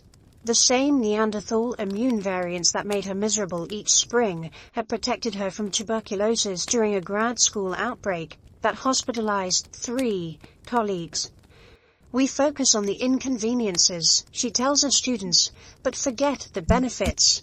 Every one of you sitting here carries Neanderthal gifts that helped your ancestors survive to have you. The list of Neanderthal contributions reads like humanity's survival manual. Start with the immune system. The HLA genes, the body's pathogen recognition system, show massive Neanderthal influence in non-African populations. When modern humans entered Eurasia, they encountered diseases their African-evolved immune systems couldn't handle. But Neanderthals had been fighting these pathogens for 300,000 years. It was like downloading 300,000 years of antivirus updates in a single generation, Maria explains. Through interbreeding, we acquired pre-tested solutions to environmental challenges. Take the START2 gene. The Neanderthal variant provides enhanced resistance to RNA viruses, including coronaviruses. During COVID-19, researchers discovered people with this variant were 22% less likely to develop severe symptoms, a gift from the Ice Age, protecting us from a 21st century pandemic. But immunity is just the beginning. Neanderthal genes affect how we metabolize nutrients, particularly in cold climates. Their variants of genes controlling fat metabolism help them survive feast or famine cycles. Modern carriers show enhanced ability to generate heat from brown fat. A lifesaver during ice ages, now helping people tolerate cold climates. My grandmother never felt cold, Maria recalls. Siberian winters, thin coat, perfectly comfortable. She had the full Neanderthal cold adaptation package. The gifts extend to our senses. Neanderthal variants affect how we perceive pain, with some people inheriting lower pain sensitivity, useful when medical care meant suffering through injuries. Others inherited enhanced smell perception, possibly helping ancestors detect spoiled food or approaching predators. But perhaps the most intriguing contributions are neurological. Neanderthal variants influence neurotransmitter production, affecting mood, focus, and sensory processing. What we label as disorders might have been advantages in different contexts. Dr. James Harrison, studying ADH in London, found something remarkable. Certain Neanderthal variants associated with attention differences appear more frequently in populations from areas requiring historical vigilance. Frontier regions, harsh climates, dangerous territories. The inability to filter out irrelevant stimuli becomes an advantage when any stimuli might signal danger. He notes, what we call ADHD might be a Neanderthal gift for hypervigilance that saved lives. The same applies to other disorders. Neanderthal variants associated with depression might have promoted beneficial behaviors during harsh seasons. Reduced activity, conserving calories, social withdrawal, preventing disease spread, heightened threat perception, improving survival odds. Even our circadian rhythms carry Neanderthal influence. Variants affecting sleep patterns show clear latitude correlations. Northern populations carry Neanderthal genes promoting earlier wake times and stronger seasonal variations. Adaptations to extreme photoperiods. Awake at 4 a.m. in summer, can barely function in winter, says Finnish researcher Mika Laaksonen. Classic Neanderthal circadian pattern. Annoying now, but it would have maximized productivity during brief Arctic summers. Physical traits tell similar stories. The red hair gene MC1R has both modern human and Neanderthal variants. While they produce similar coloring, the Neanderthal version also affects pain perception and anesthetic response. Redheads requiring more anesthesia thank Neanderthal biochemistry. Skin color genes show complex patterns. Neanderthal variants promoted lighter skin in some populations, crucial for vitamin D synthesis in low UV environments. But other variants affect skin's response to sun damage, creating the peculiar situation where Neanderthal genes simultaneously lighten skin and increase sun sensitivity. Evolution is about trade-offs, Maria notes. Every adaptation has costs. We inherited both. Some gifts are subtler. Neanderthal keratin genes affect hair texture, with certain variants producing thicker, straighter hair. Better insulation in cold climates. Their tooth enamel genes create stronger, more cavity-resistant teeth in some populations. Even skull shape shows influence, with Neanderthal variants contributing to the occipital bun still visible in some European populations. But the most profound gift might be hybrid vigor itself. First-generation Neanderthal sapiens hybrids face challenges, but those who survived combined strengths from both lineages. Modern humans carrying Neanderthal DNA show enhanced genetic diversity in key regions, providing more options for natural selection to work with. Inbreeding reduces fitness. Outbreeding enhances it, explains geneticist Sarah Kim. Neanderthal DNA injection gave our ancestors genetic options they wouldn't have developed independently for millions of years. The medical implications continue emerging.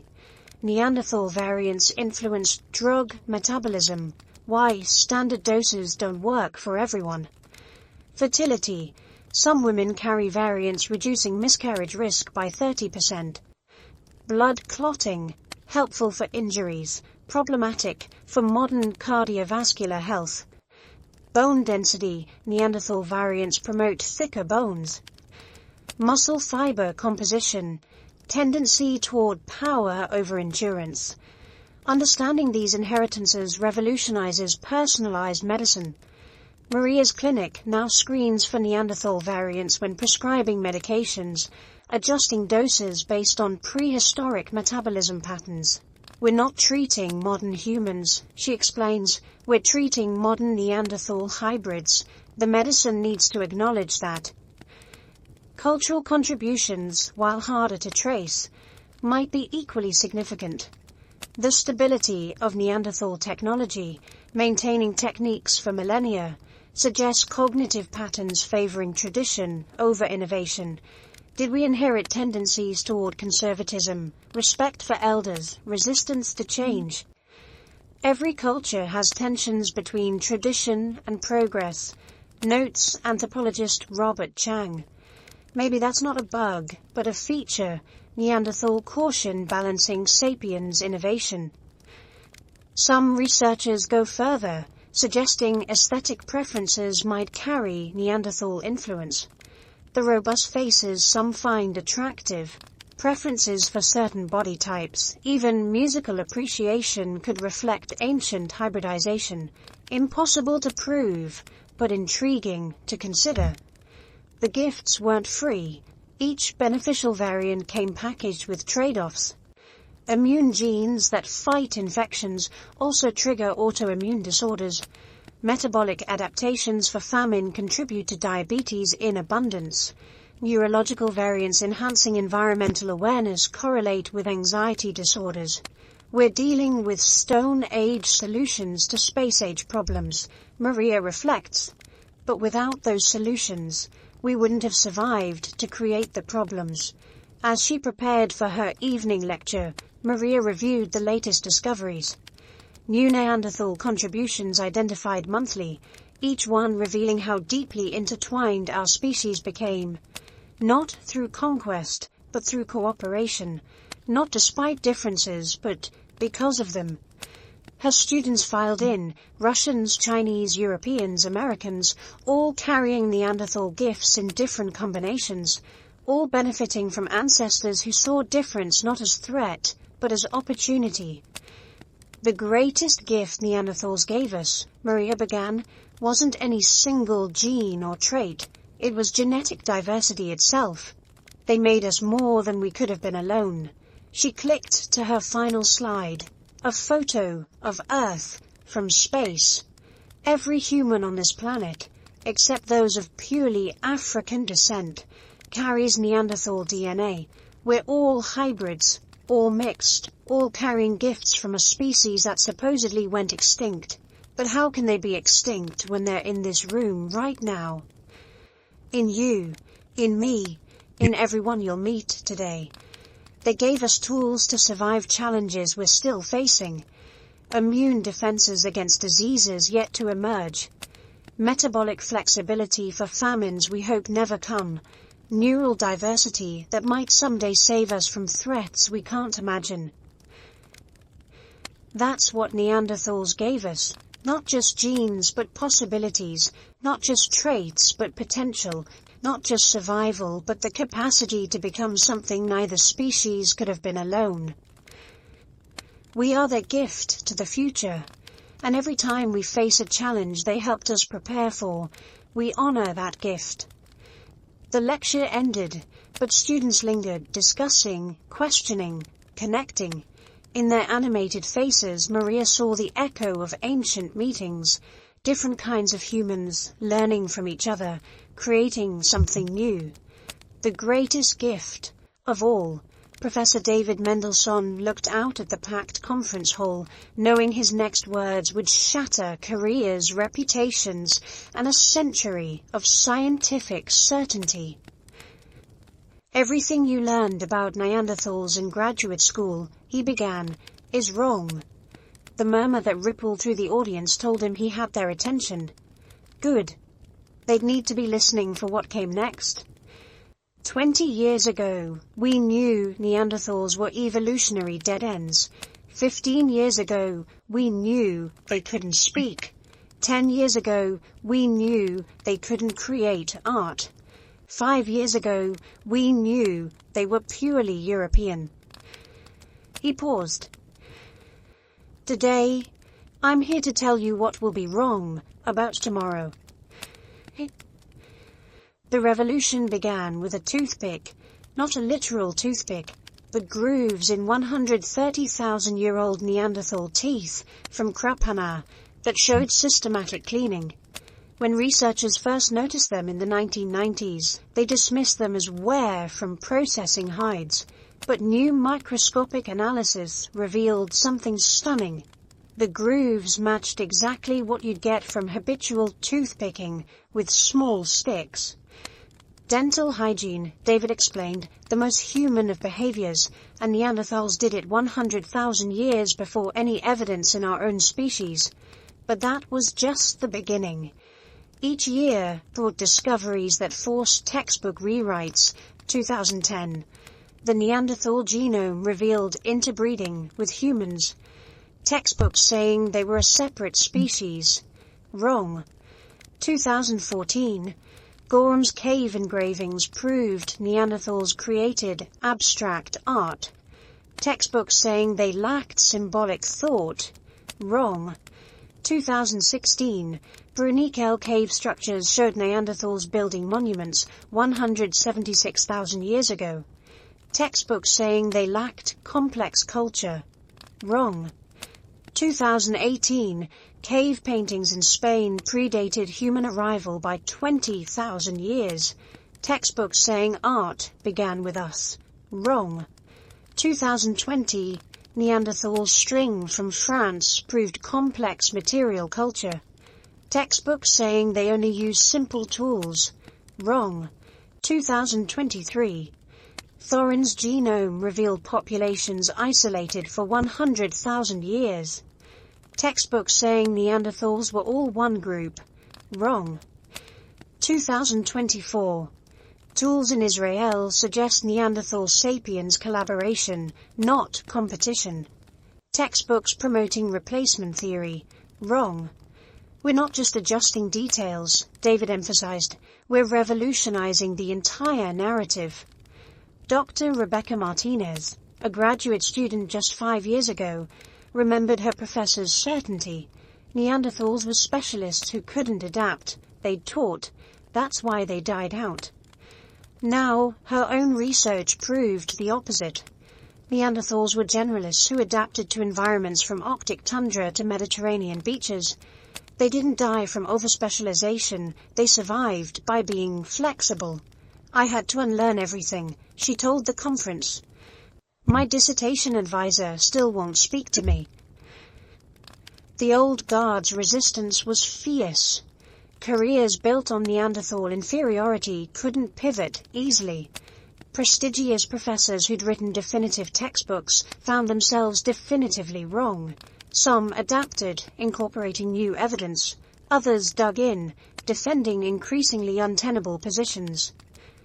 It's like watching the stages of grief, noted Dr. James Chen, a historian of science. Denial, anger, bargaining. We're just reaching depression. Acceptance is still coming. The DNA revolution hit hardest. When extraction techniques improved, everything changed overnight. Neanderthal populations weren't monolithic but diverse. Some groups were cosmopolitan traders, others isolated traditionalists. Some mixed freely with sapiens, others maintained strict separation. Just like us, they contained multitudes. We projected our own prejudices onto them, admitted Dr. Sarah Williams, whose early work had promoted cognitive differences. We wanted them inferior because it made us feel special. The evidence was always there. We just refused to see it. The art discoveries particularly stung. For a century, art defined humanity. We painted, they didn't. We had culture, they had survival. Then uranium-thorium dating proved Neanderthal paintings predated any human art by millennia. I literally cried, recalled Dr. Miguel Santos. My whole career was built on human cognitive superiority. In one afternoon, it crumbled. But the revolution went beyond archaeology. Neuroscience revealed Neanderthal brains weren't primitive, but differently organized. Psychology recognized disorders as potential Neanderthal adaptations. Medicine realized we'd been treating hybrid bodies with single-species assumptions. Even popular culture shifted. Museums worldwide scrambled to update displays. The hunched, brutish Neanderthal mannequins disappeared. replaced by figures indistinguishable from modern humans, except in subtle proportions. School textbooks underwent emergency revisions. Documentary makers rushed to produce updated versions. My daughter's homework showed Neanderthals as barely human, one parent complained. I had to explain her textbook was a decade out of date. The changes rippled outward. If Neanderthals were fully human, what about other extinct hominins? Homo erectus showed similar technological stability, wisdom, or limitation. Denisovans interbred with everyone. Were all ancient humans one variable species rather than many fixed ones? We're not just rewriting Neanderthal history, David explained. We're rewriting human history.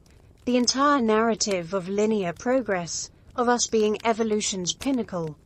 It's fantasy. Dr. Li Wang presented the most radical reframing. What if we're not the success story? Neanderthals survived 400,000 years.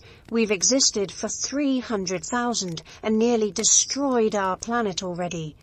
Who's really superior? The conference erupted. Traditionalists accused revisionists of going too far. Revisionists accused traditionalists of clinging to prejudice. Young researchers presented evidence that made both camps uncomfortable. But amid the chaos, consensus emerged on key points. Neanderthals were fully human in every meaningful sense. They contributed significantly to modern human success. Their extinction was absorption, not replacement. They deserve recognition as ancestors, not other. The hardest part, David noted during the closing session, is admitting we weren't just wrong about facts. We were wrong about frameworks. We approached the past looking for inferiors to explain our superiority. We found family we'd forgotten we had. The textbook publishers attended in force, taking notes on necessary revisions. Museum curators planned new exhibits. Teachers requested updated materials. The revolution that began in academic conferences was reaching classrooms worldwide. But resistance remained. Online, groups clung to old narratives about Neanderthal inferiority, often with disturbing racial undertones. Some academic departments, their funding tied to outdated research, fought changes. Popular media still defaulted to caveman stereotypes for easy laughs. Revolutions aren't instant, David reminded his colleagues. Plate tectonics took decades to accept. Continental drift was obviously wrong, until suddenly it wasn't. We're in that transition now. His final slide showed two skulls, Neanderthal and modern human, morphing into each other. No clear beginning or end. Just gradual transformation. The story we told was simple. Primitive them advanced us. The truth is complex. Variable them, variable us. Variable overlap creating variable outcomes. It's messier, it's more confusing, it's also more honest. We spent a century making Neanderthals other. The next century's work is recognizing them as us, different expressions of the same humanity, equal participants in the same story. That's the real revolution. Not just changing facts, but changing perspective. Not just rewriting textbooks, but rewriting our understanding of what it means to be human. The conference ended with unprecedented agreement on one point. Everything would need updating. Every museum display, every textbook chapter, every documentary, every assumption. As attendees dispersed to spread the revolution worldwide, David reflected on the irony. Neanderthals, extinct for 40,000 years, had somehow managed to overthrow a century of scientific dogma. Even in death, they remain forces of change. Maybe that's their final gift. He mused, teaching us humility, showing us that being wrong isn't failure. It's the first step toward being right. The revolution was just beginning. In laboratories and classrooms, museums and media, the rewriting continued, each discovery forcing new revisions. each revision revealing how much more remained unknown. History, it turned out, wasn't fixed. It was as alive as the people studying it, as changeable as the species writing it. And in that change lay hope that if we could rewrite our understanding of the past, perhaps we could rewrite our trajectory for the future. The Neanderthal story wasn't ending, it was transforming, just like they had, just like we are, just like humans always have. The rewriting continues, and tomorrow, everything we know today will need rewriting again. That's not failure, that's science, that's progress, that's human. Emma Chen stood in her grandmother's kitchen, watching ancient hands fold dumplings with practiced precision. The movements were automatic, learned from her grandmother, who learned from hers, stretching back through time beyond memory. The secret, Nai said, crimping the edges just so, is in the rhythm. Same pressure, same motion, every time. Change nothing. Perfect. Already. Emma smiled, recognizing the philosophy. As a paleoanthropologist studying Neanderthal tool-making traditions, she'd seen the same principle preserved in stone. Repetition. Tradition. Perfection through practice. Not innovation. Nai, she said suddenly, you're thinking like a Neanderthal. Her grandmother snorted, silly girl. I'm thinking like someone who wants dumplings to taste right. But Emma wasn't joking.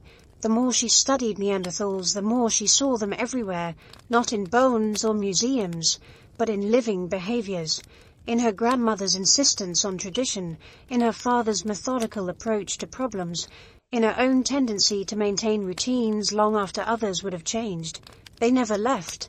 They just became us.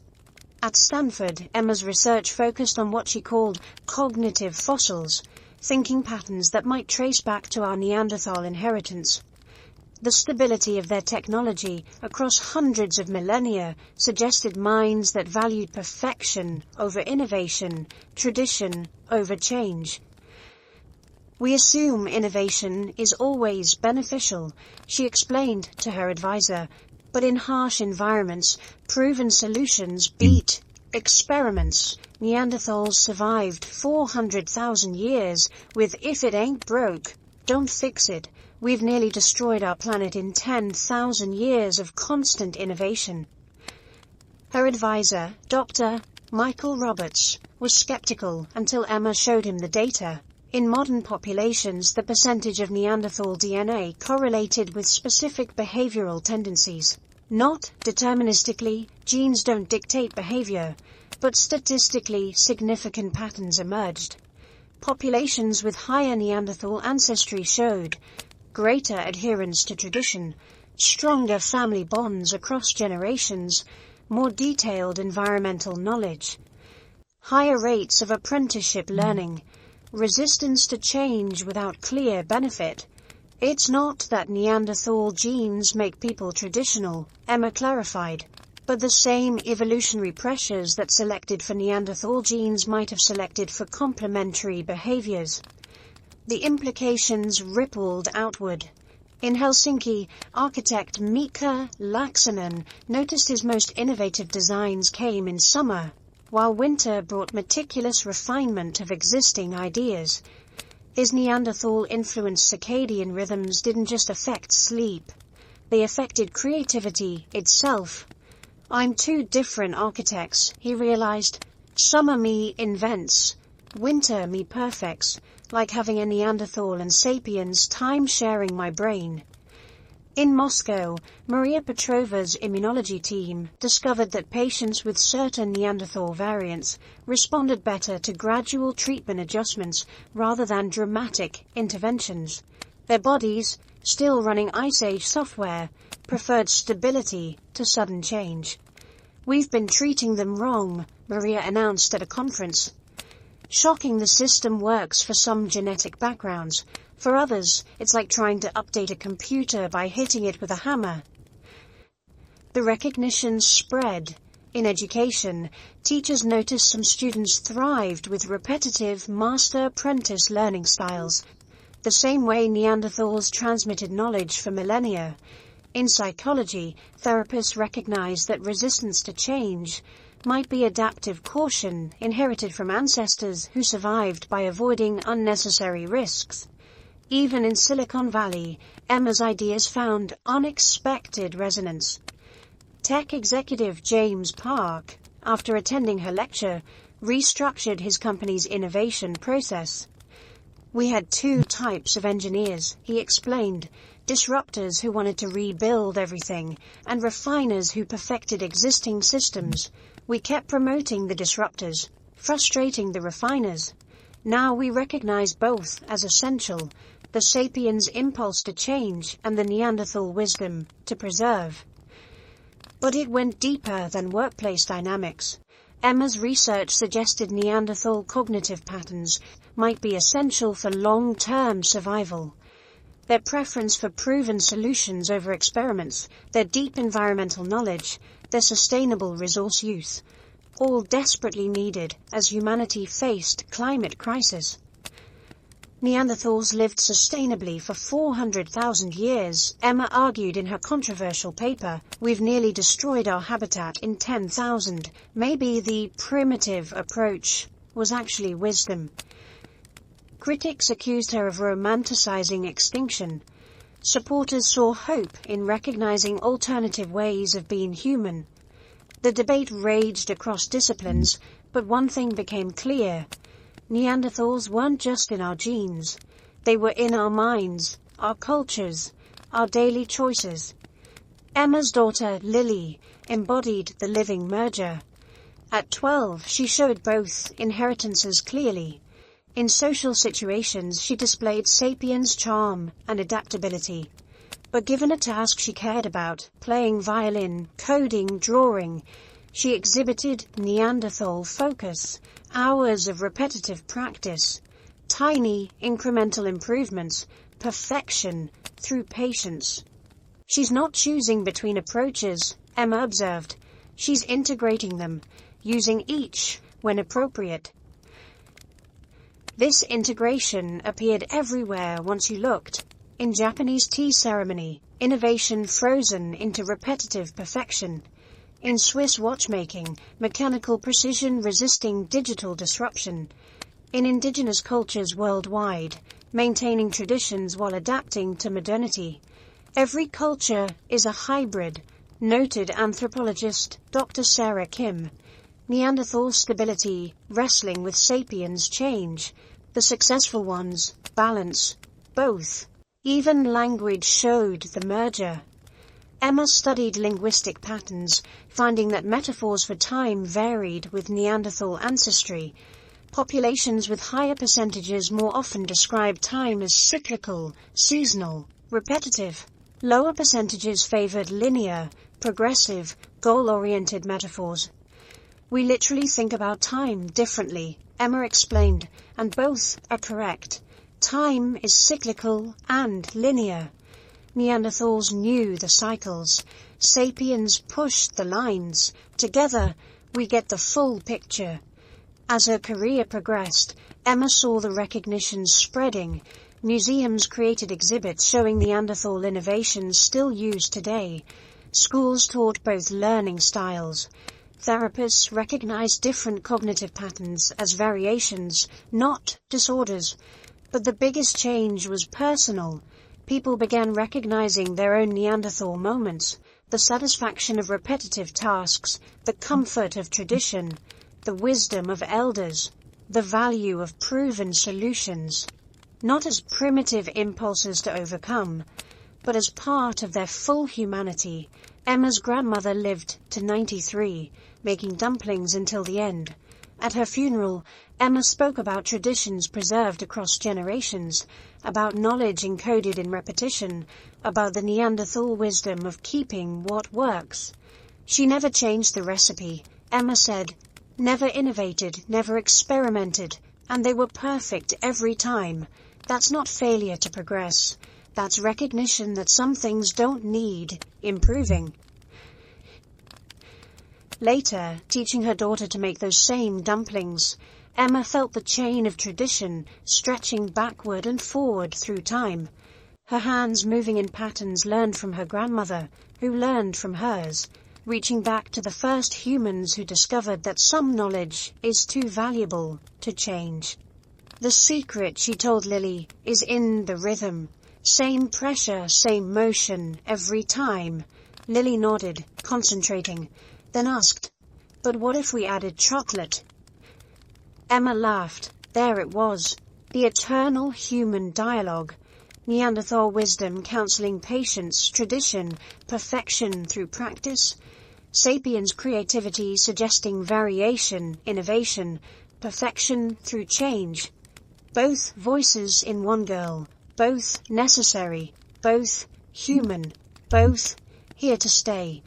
Looking at her daughter, at all of us, Emma saw the truth. The Neanderthals never left. They transformed into us, with us, as us. Every time we choose tradition over innovation, community over individuality, patience over haste, we honor their legacy. Every time we perfect through practice rather than seeking novelty, we think with minds they helped shape. They're in our genes, obviously. But more profoundly, they're in our choices. In every grandparent teaching ancient skills. In every craftsperson pursuing perfection through repetition. In every person who says, "This is how we've always done it," and means it as wisdom, not limitation. The Neanderthals who never left aren't fossils or fragments. They're the parts of us that value depth over breadth, mastery over novelty, tradition over disruption. They're why we still gather around fires, why we still tell stories, why we still care for those who cannot care for themselves. They're why, despite all our sapiens innovation and ambition, we still sometimes stop and think, maybe the old ways were good enough. Maybe perfection isn't about changing everything. Maybe it's about keeping what works. In a world obsessed with progress, the Neanderthals who never left remind us that not all movement is forward. Sometimes the wisest path is the one worn smooth by countless feet before us. Sometimes the best innovation is refusing to innovate at all. They're still here, in every dumpling folded exactly as the last 1,000, in every stone wall built the way grandfathers taught. In every moment we choose patience over speed, depth over surface, tradition over trend. They never left because they became essential to who we are, not as primitive remnants, but as the parts of humanity that remember. Survival isn't just about adapting to change. Sometimes it's about refusing to change what already works. The Neanderthals are gone. Long live the Neanderthals in us. Through us, forever.